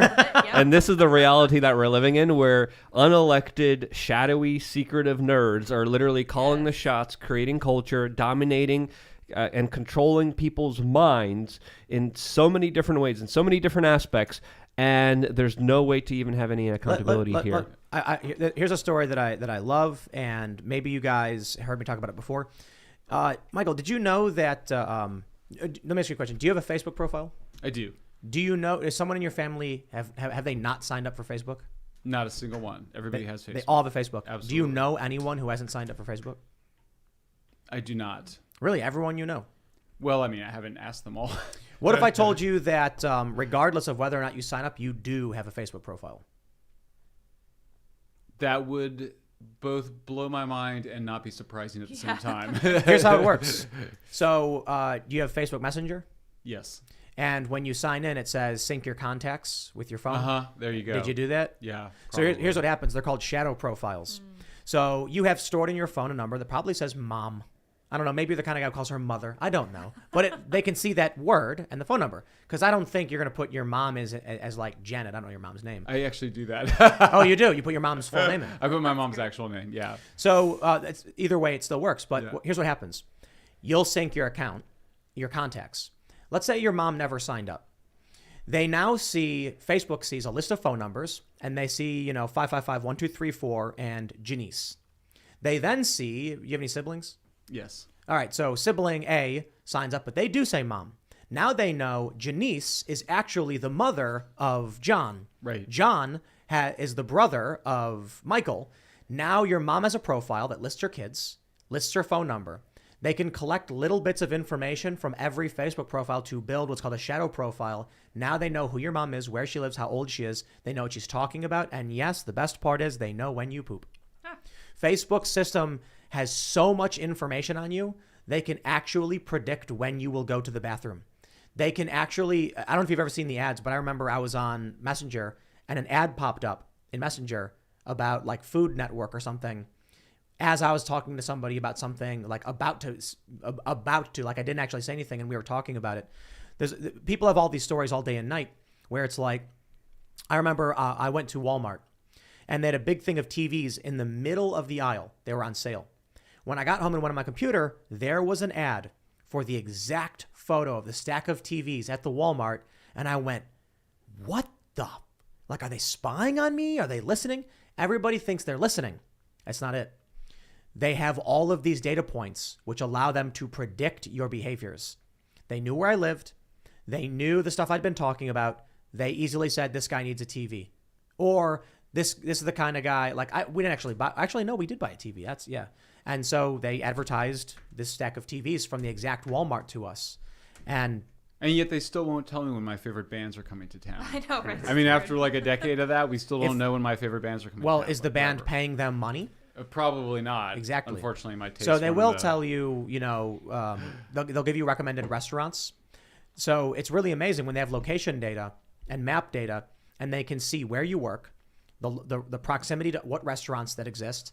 They can tell if you're fit. They can tell how many steps you take. And then they say, this is a guy who likes to walk. The computer just calculates it. So he could choose any one of these restaurants. Now, let's say you are sedentary, lazy, never move. They would probably just be like, we predict he's going to go next door for a burger. And because it's the easiest path. There's a million and one different reasons. They know everything about you. They know your address. They know your location. They know where the closest murder burger is right next to you. They know what you buy. I mean, everything's interconnected, and they sell your data like entrepreneurial drug dealers. And they sell it to the creepiest, sleaziest, nastiest, disgusting entities out there that are willing to do anything for a buck. They do. That's another idea. Here's the best part is I don't know which company it was, but the companies that take your DNA and then they'll send it back like a medical report or a history. And then they were like, we'll never sell your data. But then the company got bought. Right. People should get paid for their data, perhaps. Something that a good, really smart friend of mine from Naval Intelligence keeps telling me is that we should at least get a large percentage of our data when Facebook sells it. They're making a lot of money off that stuff. Let's at least get one conversation going about what's going on in San Francisco, because we have this story from SF Gate. Car break-ins in San Francisco are rampant. Will a $100,000 reward help? You know what I love about this? Let me read. They say on Tuesday morning, Mayor London Breed announced a new privately funded reward of up to $100,000 leading to the arrest and conviction of individuals involved in organized crime rings, which the mayor's office says fuels automobile burglaries. The reward is funded by private donors in the hospitality and tourism industry. Wow. Per a press release, the mayor's office did not immediately return a request for more information about these private donors. So San Francisco has become this nightmare dystopia of failed policy, oligarchs funding reward bounties. I have to imagine the $100,000 could just go to, like, I don't know, hiring police. Yeah, I mean, this is a disturbing trend. It's also a rise of private security in San Francisco has been very prominent. We're in a huge crisis of morale with the police that's been there ever since last summer. And it's resulting in greater homicides and greater crime overall. And, you know, one of the interesting questions I had when I was working on San Francisco was because so much of what is justified in San Francisco in terms of open air drug use, public defecation, public camping, these things are defended as ways of not blaming the victim, you know, helping the victim.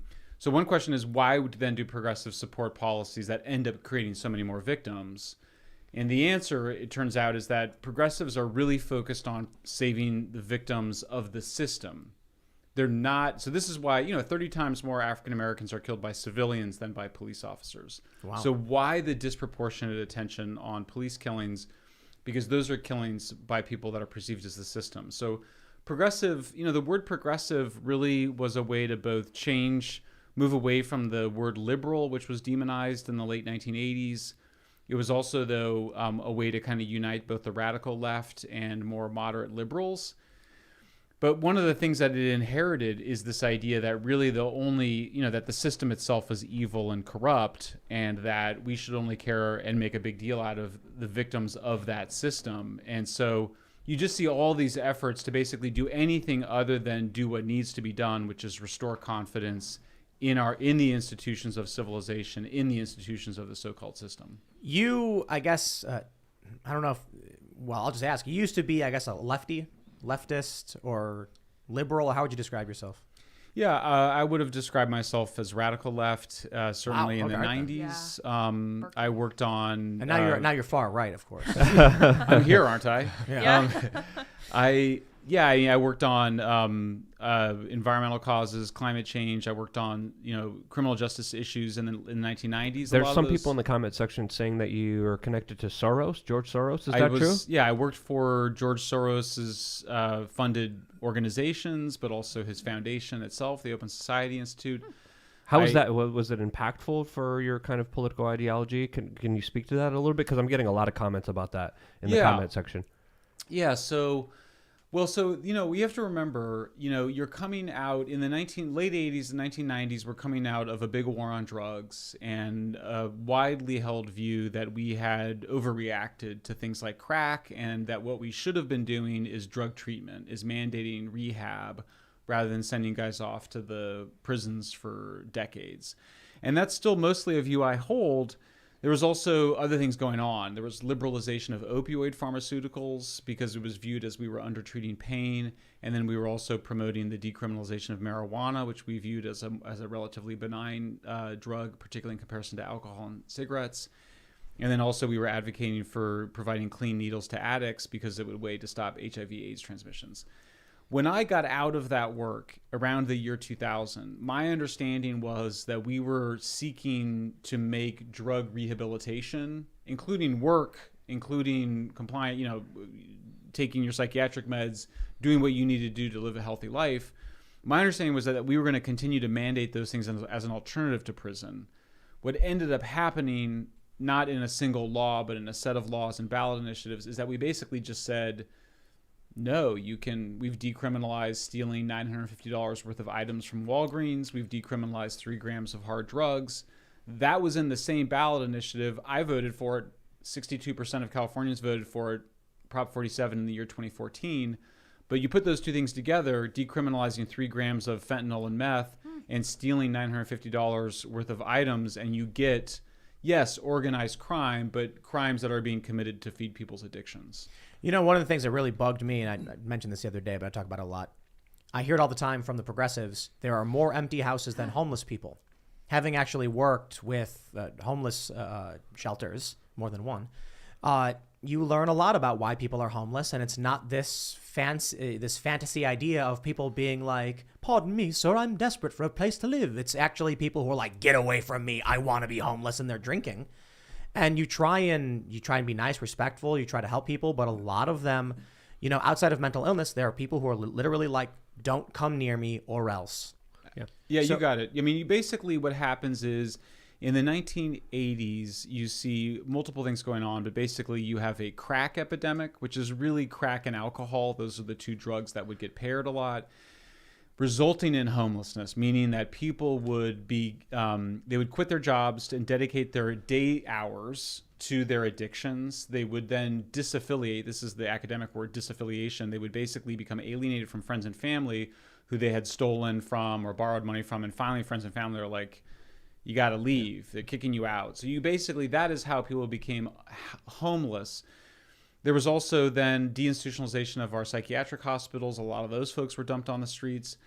So that was what was going on in the 80s. The radical left, really working with liberals, basically said these people, the problem with these folks is that they don't have housing. And there was always a move for socialized housing and basically free public housing. So they literally invented this propaganda word. There's no other way to say it. Homelessness itself is a propaganda word designed to trick your brain into putting people with totally different problems in the same category, including people with schizophrenia, people with a heroin problem, and the proverbial mother escaping an abusive husband. The mother escaping the abusive husband who doesn't have a drug or alcohol problem and is not mentally ill, we do a great job of helping that woman. That's not a problem, okay? The person with schizophrenia and the person with an addiction, those folks on the street, that's a huge problem. Not just both for them, it's immoral the way we treat them, but also it degrades the fabric of a city. Do you think living in San Francisco led to kind of a political transition for you? And are there any kind of policies you advocated for under the kind of Soros that were influence that you kind of regret now? Great question. So, I mean, one thing is there's certainly I have become more conservative around drugs and alcohol. I still support the decriminalization of marijuana, but I would like to see it more heavily regulated.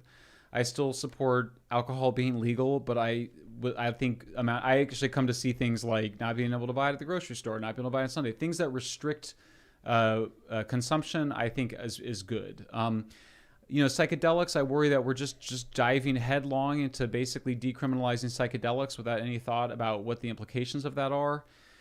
You know, when in the 90s, I still remember very vividly being in progressive nonprofits. It was Global Exchange in San Francisco, Rainforest Action Network. We all hung out together. And the homeless advocates struck me as bizarre because I always knew, just because I was pretty street savvy, even in my 20s, because I had done a fair amount of just traveling and I talked to people. I just knew that these folks were addicts and that they had mental illness. And so this sort of the kind of emotional defense of the right of these people to sleep on the sidewalks, I always sort of viewed as bizarre. Like it never made any sense to me. Still to this day, you'll see progressives, high-profile YouTubers posting things like that's proof of the dysfunctional nature of capitalism, and I'm like, someone saying they don't want to be in a building is not anything to do with capitalism at all. Well, it's sad too. I mean, these are often they're defending the right of people in psychotic states, whether from underlying schizophrenia or from heavy meth use. It always manifests the same way. Defending, we don't let grandma with dementia and Alzheimer's live on the street. So why do we do that with people in a psychotic state? But let's take their argument where they say there are more empty houses than homeless people. Do we just take a 30-year-old schizophrenic man, put him in a house and say, have a nice day? What do you think would happen to that person in that house if you just they have no food? How are they going to afford utilities? How are they going to maintain the building? What's going to happen to it? Well, we know. I mean, we've actually been doing an ongoing experiments on this question, and then we had a big one during COVID because they reduced the shelter population and put people in hotels. Mm-hmm. The hotel, first of all, a lot of people died because there wasn't another user with them to revive them with Narcan after they overdosed. It's multifactorial, obviously. So we're also dealing in a fentanyl epidemic, which is incredibly deadly. So first that happened. I mean, the propaganda has been, and this is the propaganda coming from the big foundations, Rockefeller, but it also comes from Malcolm Gladwell at the New Yorker, and it also came from George W. Bush in the early 2000s, which was just give people housing. That's the cure. The evidence was never there for any of it. In fact, it doesn't. Harvard just published a major study on this. Over a 12-year period, those folks do not retain their housing any better than anybody else does, but it doesn't do anything to address the underlying causes of homelessness, which are mostly addiction, untreated mental illness. There's a lot of political commentators that directly point the finger at individuals like George Soros when they got involved in local politics, appointing DAs and implementing a lot of these policies. What's your kind of train of thought with his involvement with the things that he called for, that he paid for, that he kind of caused in major cities? Yeah, I mean, so George Soros, his orientation is around, I would call him a left libertarian, and left libertarian would encompass kind of the anarchists that took over Seattle, for example, which is something I discuss in the book, but it also includes people like Soros. I quote the person who worked for Soros for a long time, somebody that I knew pretty well, I've known for almost 25 years. And he said, he goes, George's view is that if people want something, they should have access to it, and so that's a kind of libertarian mentality. You want heroin or fentanyl? Well, you should be able to buy it. Like, why should we restrict your freedom? So that's part of it. But then there's the more liberal or the more left part is also this idea, well, those people are probably victims too. So there's two separate conceptual universes that are being married in this. So it kind of goes, you want access to fentanyl and you're a victim. And therefore we should give you whatever you want, not just the needles, but a place to sleep, and we should give you medical care, but we shouldn't do anything to persuade you not to use fentanyl or meth, much less like enforce laws against you, because that would be immoral because you're a victim. Yeah, that's the basic picture. A lot of the DAs in a lot of very important places are directly backed by him. He gives a lot of money, and this buys him a lot of influence, like in Loudoun County, a county not far away from us, where a big story broke that some people some people are being censored a few days ago. The prosecutor tried to give the father, who was the victim in this case, prison sentence for showing up at a school board meeting and raising concerns about this. And this prosecutor had $860,000 given to him by a Soros PAC. His name is Buta Benjari. And he's literally implementing policy on the local level in such a way where it's extremely political, extremely divisive. A lot of times very hardened criminals get off, and a lot of people for political crimes go to jail for very hard sentences. So that's why I was kind of hinting at, and I kind of wanted to talk to you about it because you seem to have kind of experience in it. But a lot of people are pointing to this as some of the main reasons why there's such urban decay happening all over the United States, and that's why I kind of wanted your feedback on it. Soros has a lot to answer for. He's supporting progressive DAs who have just clearly gone too far into victimology. I think he's just deeply out of touch. He's very old at this point. I don't think he has, a lot of these guys are like, they don't, this is the attitude, the problem, and part of the problem in California is, I would describe what I'm working on to people that I knew, and they'd go, yeah, well, that's why I don't go downtown. And you're kind of like, yeah, but aren't we like, what about like the whole thing about how we're a kind of a single community in a single country or a single city, or have whatever happened to like brotherly love, or, you are your brother's keeper. I mean, that's all gone. It's just kind of like, or I once, after the recall failed against the current governor, I tweeted out something that was like, this is a problem because we've got this human rights crisis on the streets. And somebody responded by putting a picture of them in their just kind of douchey little bicycle shorts on a bicycle, like taking a selfie of them with the Golden Gate Bridge in the background, being like, but look at how beautiful it is. And I was like, well, yeah, my house is nice too, but like 712 people died unnecessarily last year on the streets of San Francisco out of your supposed compassion. So pull your head out of your ass and let's do something about this, as opposed to just being like, I don't go downtown. When I went to Sweden several years ago, Donald Trump goes on TV, says, last night in Sweden, and then created this huge thing. So I was like, I'll go there. We went to a place called Rinkeby. Oh, yeah. Initially, everything was like fine. We went to Rosengard, and they were like, it's dangerous, but it was fine. In Rinkeby, in the middle of the day at lunchtime, it was crowded. We actually started getting threats. People were yelling at us, and the police told us we should probably leave. The cop said to me, look, if these people start throwing stones, like, we can't protect you. And then I was like, okay, so we'll go. Because we had cameras. And so they were yelling stuff at us like Expressen. They thought we were a news outlet from Sweden. Because we had a small camera. One of the cameras we use here, actually, the same kind. And so one of these other journalists said, oh, he's exaggerating. It's not dangerous. I'll prove it. I'll go there. And so this woman shows up there, does not go into the center shopping area of Rinkeby, where we were, stands outside the arches in the middle of the night, wearing a full coat that covered her hands. You couldn't see the color of her skin. You couldn't see anything about her, with her back to the entrance, and said, see, look, I'm here in the middle of the night. And it's just, that's how the media manipulates and plays these dirty games to say, there's no problem here, nothing to see here. The reality was, yes, a small blonde woman at 2 a.m. when no one's around, wearing a coat covering every inch of her body and not actually going in, will make a lot of people think there's no problem, because people assume the middle of the night's when it's dangerous. No, the middle of the day is when it was dangerous, when there was 100+ people there. And they didn't like the press, and they took issue with people based on their skin color. So they'll sweep it under the rug using assumptions, tropes, and manipulation. Oh yeah, I mean, we've seen that. There's basically been an effort to deny that crime has been increasing in California over the last 10 or 20 years. We've seen a huge decline in arrests per reports for shoplifting, and so one of the things they'll say is, well, we were seeing fewer arrests. Well, that doesn't mean there's less crime. We do got. I got one more question for you on the subject, real quick. Have murders in San Francisco gone up or down? They've gone up over the last 2 years, certainly, since the George Floyd protests. Do you want to know why that's so substantial? Murder rates around the world have been going down for one reason, and do you know what it is? If you had to guess, why would murder rates be going down for the past? I believe it's about the past 13 or so years, until now.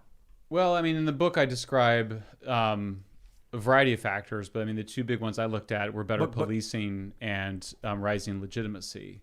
The answer is actually cell phones. The crimes are still being committed, but people have the ability to call EMS within seconds, as opposed to before the era of the ubiquitous smartphone. People would see an emergency and then run to find a phone, which dramatically increased response time. So I actually learned this when I was in Sweden. What they were saying was the progressives were trying to say, oh no, look, even though crime is going up, it's not that much. Except when you look at homicide rates in other countries, they were all in a downward trend. And what we ended up discovering was, since cell phones became something everyone had, when a lethal crime was committed, or a crime that could be potentially lethal, people immediately called the police. The ambulance got there within minutes. This decreases the amount of murders, but increases the amount of attempted murders or aggravated crimes. So in the United States, we've seen murders going down in a lot of ways. For places where murders are going up, that's in spite of the fact that people now have the opportunity to call emergency services, which is exacerbated by the fact when you defund the police, and now calling gets you nothing. So now we start seeing it go back up. Yeah, I mean, certainly, I think it's a complicated area.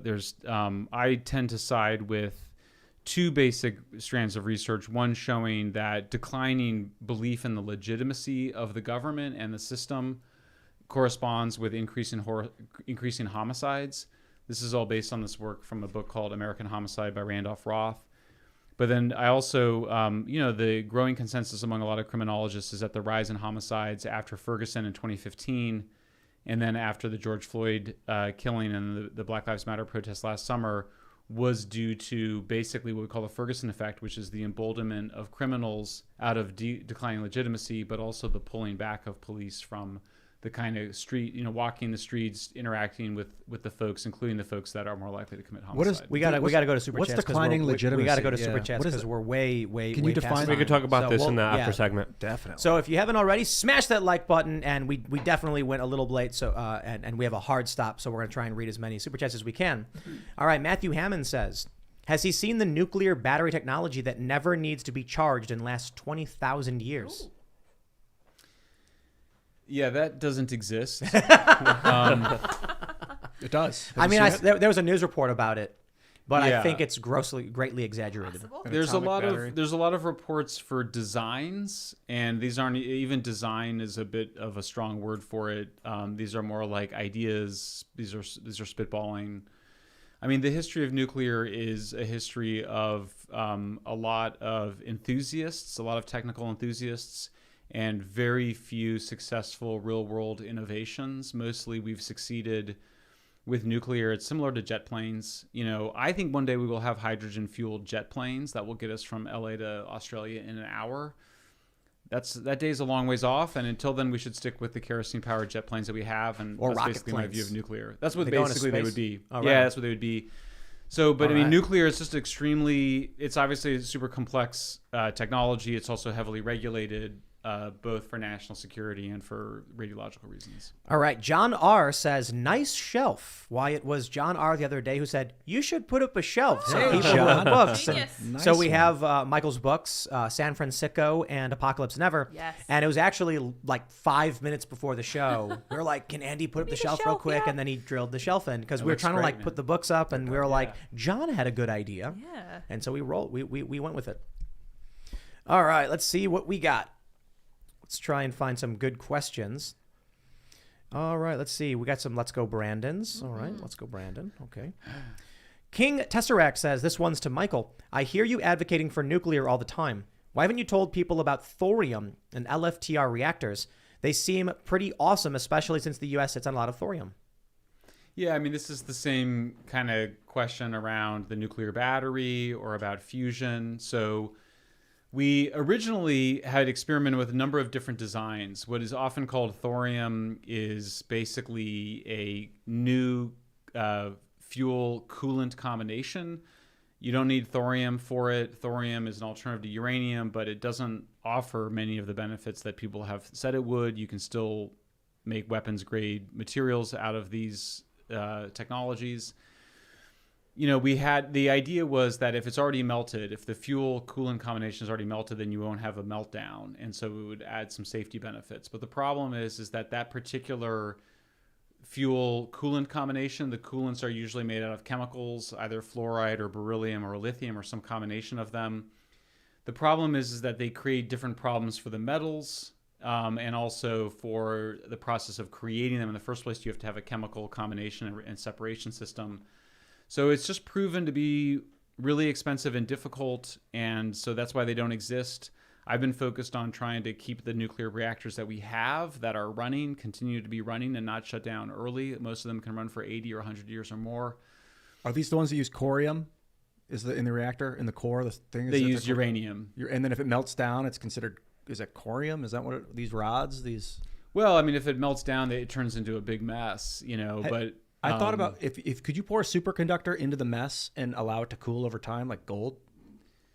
I do not have an answer to that question, but I can say that every time we've had the mess, whether the big ones like in Chernobyl or Fukushima, it's just been a huge headache to deal with. I mean, that's why if there were some simple technical fix to it, then we would have it. The trouble is getting in there once it's melted. That's all the drones shut down, so they've had a hard time getting in. But I wonder if you could get a superconductor in the corium and allow it to cool down. Yeah, there's a lot of harden. research on it. I mean, and that's obviously the desire for some radically different technology. My view is that these accidents are not unusual for a new technology, that new technologies we should expect some amount of accidents. The ones that we had were not the big public health disasters that people think that they were. You know, best estimates are somewhere around 200 people total will have died from Chernobyl after an 80-year period. That's nothing compared to the 6 million lives we think are shortened every year from air pollution. That much of the fear and panic around nuclear stems from anxiety around the bomb, which remains the only real technological way to create an apocalyptic scenario or the destruction of civilization that we have, other than asteroids or supervolcanoes. So my view is that, and then it was also politicized, and the opposition to nuclear came from a lot of different areas. But my view is that I tend to be technologically more conservative because every time they have tried to significantly change the ways in which nuclear reactors operate, the costs have gone up significantly because it's just the work of building a nuclear plant is mostly pouring cement and rebar and welding pipes. But that work is all the demands are that work be done at a level that's much higher than for natural gas or coal plants. And so my concern is just that when we start radically changing the technology, you start getting big cost overruns, and we want to keep the nuclear cheap. I once read a story about a scuba diver, I think it was, who got sucked into an intake pipe at a nuclear power plant and was fine because the water blocks radiation. So it was just like warm water. That's interesting. Maybe I it's wonder where not that true was. though. I was like, it was one of those books you read when you're in the story, bathroom or something like that. Yeah. All right, let's read a little bit more. AO Shooter says, please shout out Stop Button Barcade. Bar plus arcade equals awesome. Hey, very, very cool. All right. Many people are saying Ian, the hippie authoritarian, and they're saying things like that. All right, let's see. Zach Darce says, website member here. Thank God Luke is back. Ian clearly doesn't understand rights at all and always conflates the issue into nonsense.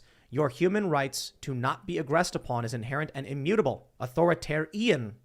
Ooh.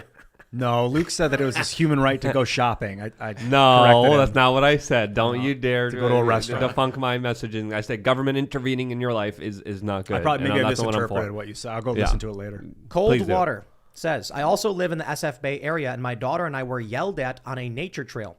We were both masked, but we were going the wrong way to reduce transmission. My response, call the police. Well, if you're in Australia, you get arrested for being on a nature walk and not having a mask. There's been tons of videos, tons of incidences of people getting brutalized by thugs with badges for simply walking in nature by themselves with their family members without a mask. In the UK, they sent helicopters hunting people down in the middle of nature by themselves to go after them and arrest them. Nice. Oh, weird. Bones says, I just sent his $20 super chat and YouTube removed my comment. I didn't even violate TOS. I just happened to mention the book of Revelation. Huh. Interesting. Weird. It's conspiracy. Kev says, Ian, you're wrong. Australia did violate basic human rights. The Daily Wire did a piece. 4 newborn babies die after Australian COVID-19 restrictions prevent travel. Look it up. Jeez. Interesting. That sucks. All right, let's see what we got. Ish That Offends People podcast says, Idaho mom here. We took my 6-year-old to hockey tonight after 2 years of being robbed of it. Kid was told he couldn't skate without mask, mandated to be on ice. For children who rarely die from the vid, they're muzzling kids like animals. This is insanity and abuse won't go back. Yeah. In Colorado Springs, a teacher masked 6th graders with tape over their face because she said that the kids weren't wearing the masks properly. Wow. So there's a lot of insanity out there. We do have a bit of an update as well. Steambub says you can threaten someone in the U.S. It's only illegal if you intend to follow through, which is an interesting line. But you can also threaten people in response to things or as statements of logical follow through. In that, if you do X, I will do X to you. Yeah, I'm not sure that how you would determine intent in that way. I think Right. we're looking at speech. Well, the interesting thing is it's also typically discretion of the cop, and most threats will never be prosecuted. Yeah. Or Yeah. unless it's against like a public official, then you're in the territory of like, yo, we don't. Yeah, We don't want to and deal with it. stalk. You're not allowed to stalk people. You know, I mean, it's definitely it gets into gray areas. Well, hold on. It's depending on the legal line of what stalking is. So when you're like outside their house on their property, looking through the window, calling them repeatedly. So if you were watching someone leave and you followed them, they could file like a civil action and say, stop following me or something. But you're never going to get arrested for that. So can't is more so it's Right. frowned upon. yeah, you're right. In the sense, you have to be violating other laws. You can get a protective order, All right, Bad B says we are living in a Herbert Marcuse world right now. If you check him out, everything going on right now will make sense. Yep. Well, there you go. True. Bruno Branoski says, I'm driving to the event from Chicago. If anyone wants a ride, I'll give them my +1 ticket. My info is on my GitHub resume. And that is Bruno Branoski. Wow, driving from Chicago. That's fun. It's gonna be in Harper's Ferry. We're doing this event on Saturday with Ryan and Danny. Yeah. It's going to be a whole lot of fun. Joe says corporate fascism, like Zillow buying up homes and reselling them for $100K more 1 week later, not flipping them, just reselling to price us out. Yikes. Wow. That's crazy. Gideon says, hey team, I live in New Zealand. The government is bringing out the digital passports, digital IDs. Unvaccinated will be restricted to essential services only. Keep up the good work. Yep. Here we go. It's like Black Mirror. You're going to have your social credit score. Have you seen the Chinese social credit score stuff? Yeah. That's insane. The World Economic Forum literally released videos talking about how great it is to have a domestic passport system that's going to be checked everywhere with your health, and it's going to control you with every aspect of your existence. The video's creepy as hell. Mike Bloomberg, you know what he says? Tax the poor. Mm-hmm. They're too stupid to buy their own stuff, so we got to do it for them. Well, that's the life everyone's hoping to live. Your pursuit of happiness based on what Michael Bloomberg has decided is best for you. All right, let's see. Carson Liebarger says, I can vouch for Tim here on the Facebook profile thing. I've had a shadow account for over 5 years and I've never made an account. Learned about the account from friends. Well, the shadow profiles aren't public. And there was a glitch that happened one day where apparently Facebook made them publicly visible to people. And everyone's like, what is this? What is this weird account with my information on it? And that's basically how people discovered shadow profiles are a real thing. Shady. All right.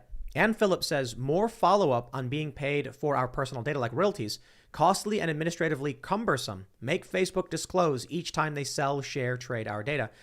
The issue is your data is worthless. However, the data of 1 million people in one area is worth full.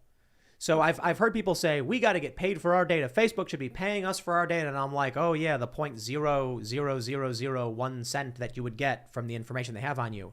Combine it all. And when you have a pool of 1 million people, well, they can sell that for not even that much, but it's incentive to go with Facebook for advertising. So they do make money off it. But I guess the bigger issue is people assume that Facebook takes your data and then sells it to big companies for experiments or stuff like that. And they've done things like that.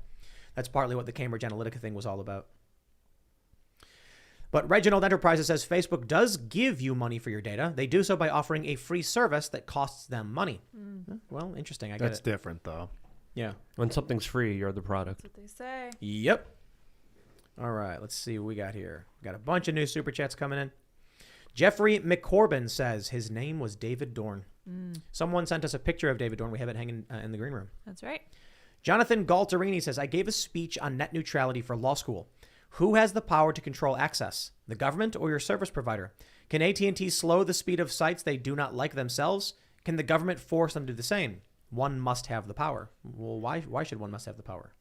Shouldn't people have equal access to the internet? I would think so. I guess the issue is the argument against net neutrality was, if I got the money, I should be able to buy better access, right? I should be able to get faster access to AT&T. AT&T should be able to pay the provider and say, make it easier to get to our website. But if you do that, it's scary because then all of a sudden, well, if you're conservative, you're not going to be able to go to InfoWars. It'll be really difficult to load, sites like that and the things you want to read. All right, let's see. Steve Otten says, you should look into getting Ben Davidson on as a guest from Suspicious Observers. The science he presents as rock solid and he needs to be heard. Interesting. We'll look it up. Toby Walker says, Ian is right. We should crowdsource to buy out these platforms and open the code. The societal impact of social media is more than tech moguls can manage. Open algorithms are the only way we can ever guarantee a fair system, or no algorithms. Just get rid of them outright. You follow the people you want to follow.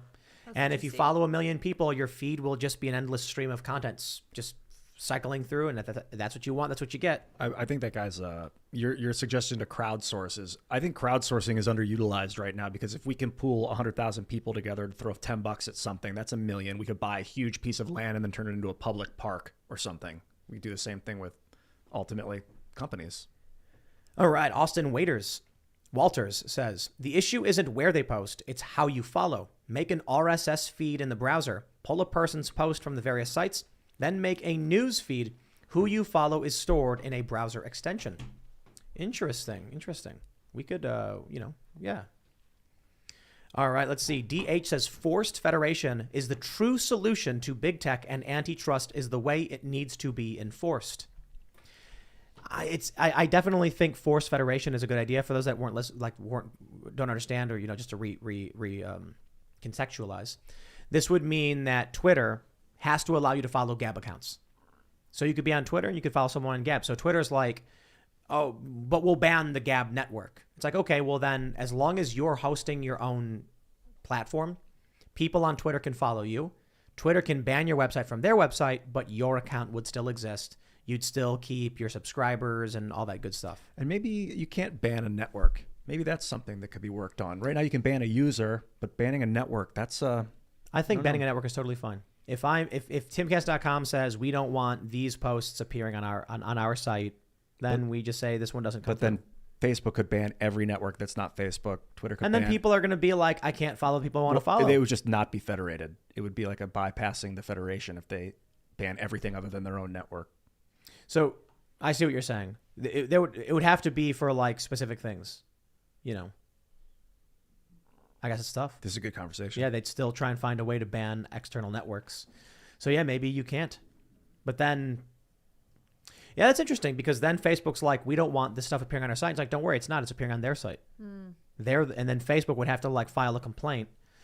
Maybe, I don't know, man. It's tough. I do think censorship is important. We usually have like a black and white approach, but you know, Ian often talks about censoring criminal content, very disgusting images. Yeah, we want censors to be like, we're not going to show that. That involves children, no dice, that can't be there. And so the problem is when the censorship is political and used to weaponize the system for one group's political gain or something like that. That's the challenge.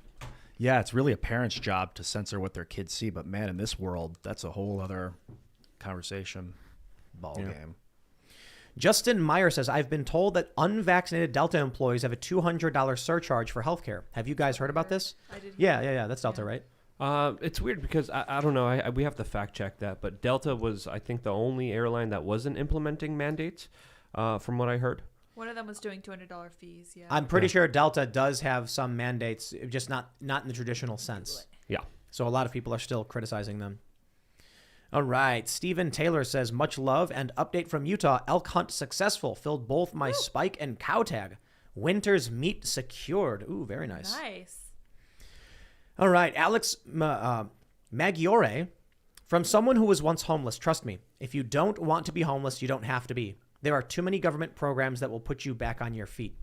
And a lot of these homeless shelters, often empty. Yeah, this is a lot of what else a lot of the leftists don't understand when they're like, why aren't we putting homeless people in homes? Why are homeless shelters empty? And there are many of them that, or at the very least, why are they not at capacity? Yeah. There are many shelters that I've personally experienced that were like straight empty. And they would go out and they would be like, sir, please, like we have a space for you. And they'd be like, get away from me. I'm not going to whatever it is you're doing. They might come in, take a shower and leave sometimes. They'll show up, knock on the door and be like, yeah, I'm going to come and take a shower. And then they would leave. Didn't want to be there. It depends. I mean, one of the reasons that people don't like staying in shelters is because you can't use drugs in the shelter. That's right. And they sometimes will make you do certain things, get clean, change your clothes. Yeah. But the point, like New York had, at least before the pandemic, they'd been sheltering, 99% of the homeless. But yeah, you have to decide that you're not going to allow public camping.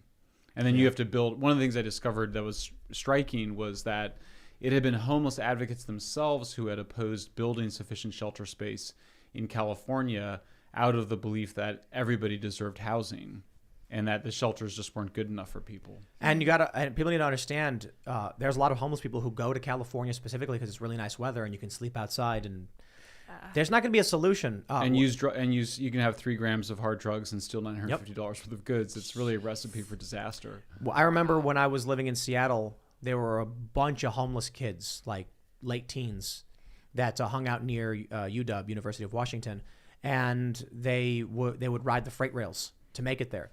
They wanted to be homeless. There was no changing their minds. This was their life, their passion, their fun, their community, and that's it. There's something. I mean, there's a wildness to it. There's a part of it that's very romantic. And I don't object to it, but I don't think you have a right to sleep wherever you want. That's the difference, is that like and I have the same way about drugs, which is that if you want to kill yourself in the privacy of your own apartment, I don't think that we should dedicate public resources to chasing you down, but you don't get to overdose and use hard drugs in public because that's a violation of public space. My friend was working with homeless, and I believe she told me that at some point the San Francisco city was going through with fire hoses at 4 a.m. and just hosing all the homeless people off the side of the road. Did you ever hear anything about that? No, I never. They use the language that's used. It's not great language. I don't use it myself. Is the idea of sweeps. But I think the way you have to think about it is that these are open drug scenes, meaning that these are places where there's an open air drug market and users who are living there. We only know one way to close open air drug scenes. It's the same way the Europeans have done it, which is that you use a combination of police and social services. You require people to be in shelter. So it's shelter first, treatment first, housing is earned. But no, that would be grossly cruel, and I never came across that. And that sounds like the kind of rhetoric that, honestly, the radical left might use. I almost feel like I saw video of it. I gotta confirm. I this would 'cause be it's a shocked hard- if they were spraying cold water on people. Yeah. That sounds I'm crazy. not saying it. I mean, maybe it happened, but if it did, that is absolutely not okay, and that could not have been sustained. But they'll sweep, like, just the cops will go in and grab people and be like, "You gotta go. We're putting you on a bus." Like, what do they do? Like usually, you usually give several days of warning that you have to stop being there. Social services are offered.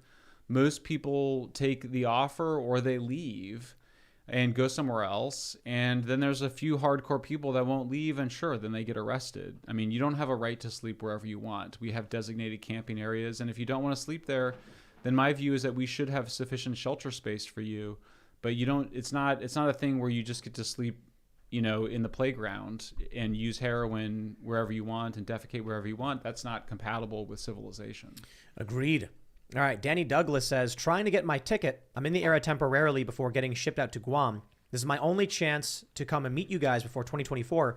So, man, it's tough because, we chose a smaller venue with a couple hundred capacity and the tickets sold out instantly. We're doing an auction now, and the goal is to do it, probably we have one going right now.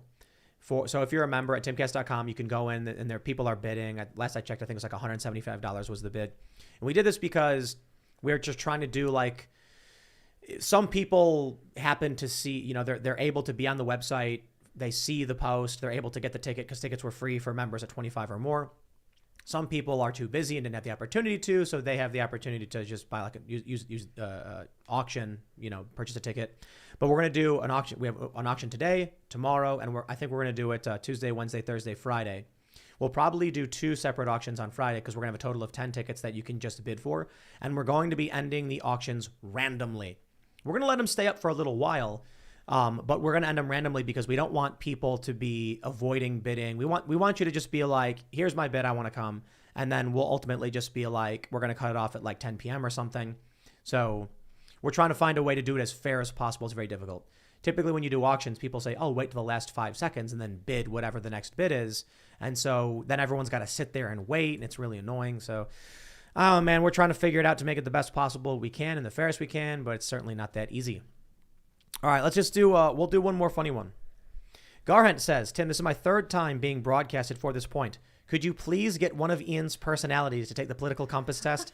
His spirit guide was born in Gorey, Georgia. I did take a political compass test. Guess what I was? Fascist. Fascist. You liar. Your guess was a lie. Commie fascist. Commie fascist. Tanky. You inverted the whole chart. Do you want me to You tell made it you? explode. It was libertarian left libertarian on this one. Just Bottom, like George the center of Soros. the, just like George Soros. Tim Pool. Yeah. I doubt you would be comfortable with the things that get passed as left libertarian in the Bay Area. Oh, I'm sure. Oh, I they're wouldn't. not. They're authoritarians. That's the craziest thing to me. I always describe it like left libertarian would be hippies on a farm sharing their watermelon together. No one's exchange. There's no hard currency. They have a community, an understanding, an agreement. But this stuff, left libertarianism only really works when you have a homogenous culture and ideology. I talked with Bob Murphy about this today. I used to want to help people. Now I want to give them tools so that they can help themselves. Now I want to give them the opportunity to help themselves. And if they don't, that's it. They're out. I can't force them help upon them. Ian's turn to the dark side is, I'm a gray Jedi. Wield both the dark and the light. That's what all the bad guys say. Yeah. No, the bad guys all think they're the good guys. All think they're the good guys. Yeah. All right, man. Michael, it's been a blast. Thanks for having me, guys. For Super everybody fun. else, smash that like button, subscribe to the channel. You can follow us at Timcast IRL. You can follow me at Timcast. We'll have a bonus segment for members coming up at around 11 or so p.m. But do you want to shout out your books one more time? Yeah, sure. Go buy my new book, San Francisco: Why Progressives Ruin Cities, and while you're at it, buy Apocalypse Never: Why Environmental Alarmism Hurts Us All. I wanna thank the chat members for the Luke Nukem comments. I appreciate those very much. A lot of times I'm laughing here, and people are like, "Why are you laughing?" I got the chat open. I love you guys. You guys are awesome. I released 2 videos today. One on youtube.com/wearechange, and another very spicy one on lukeuncensored.com. If you're interested in those, check those out. And I'm Ian Crossland. Thanks again, Michael, for coming. This was fantastic. And I want to shout out Jacob Geometrics on Instagram and Etsy for cool. sending me That's this. him. Thank you so much for sending this to me, man. I love it. That Ian gave to me and then took back. Yeah, Luke was like, "Can I have this?" I He's was like, yes, yeah, yes. No. And I'm like, he said, and then I'm like, oh, this is gonna be so cool on my wall because I I'm wanted him I'm to have it, posting you I'm know? posting everything yeah. up on my wall that you guys sent me. That was in the vlog today. I wanted two And then like incompatible. and like 10 minutes later, Ian comes back and I need that back. Yeah, I want it back. I I'm like, do okay. want you to have it though, Luke. Just so you know, It's fine. It's fine. It's a great design. It is. I'm glad It's the world pretty cool. sees it. Yeah. And yes, thank you guys for tuning in. It was really enlightening to hear more about California and homelessness. I'm really glad Michael's able to join us tonight. You guys may follow me on Twitter at Sour Patch Lids. Make sure you go to timcast.com for that member segment, and we will see you all there. Thanks for hanging out. Bye, guys.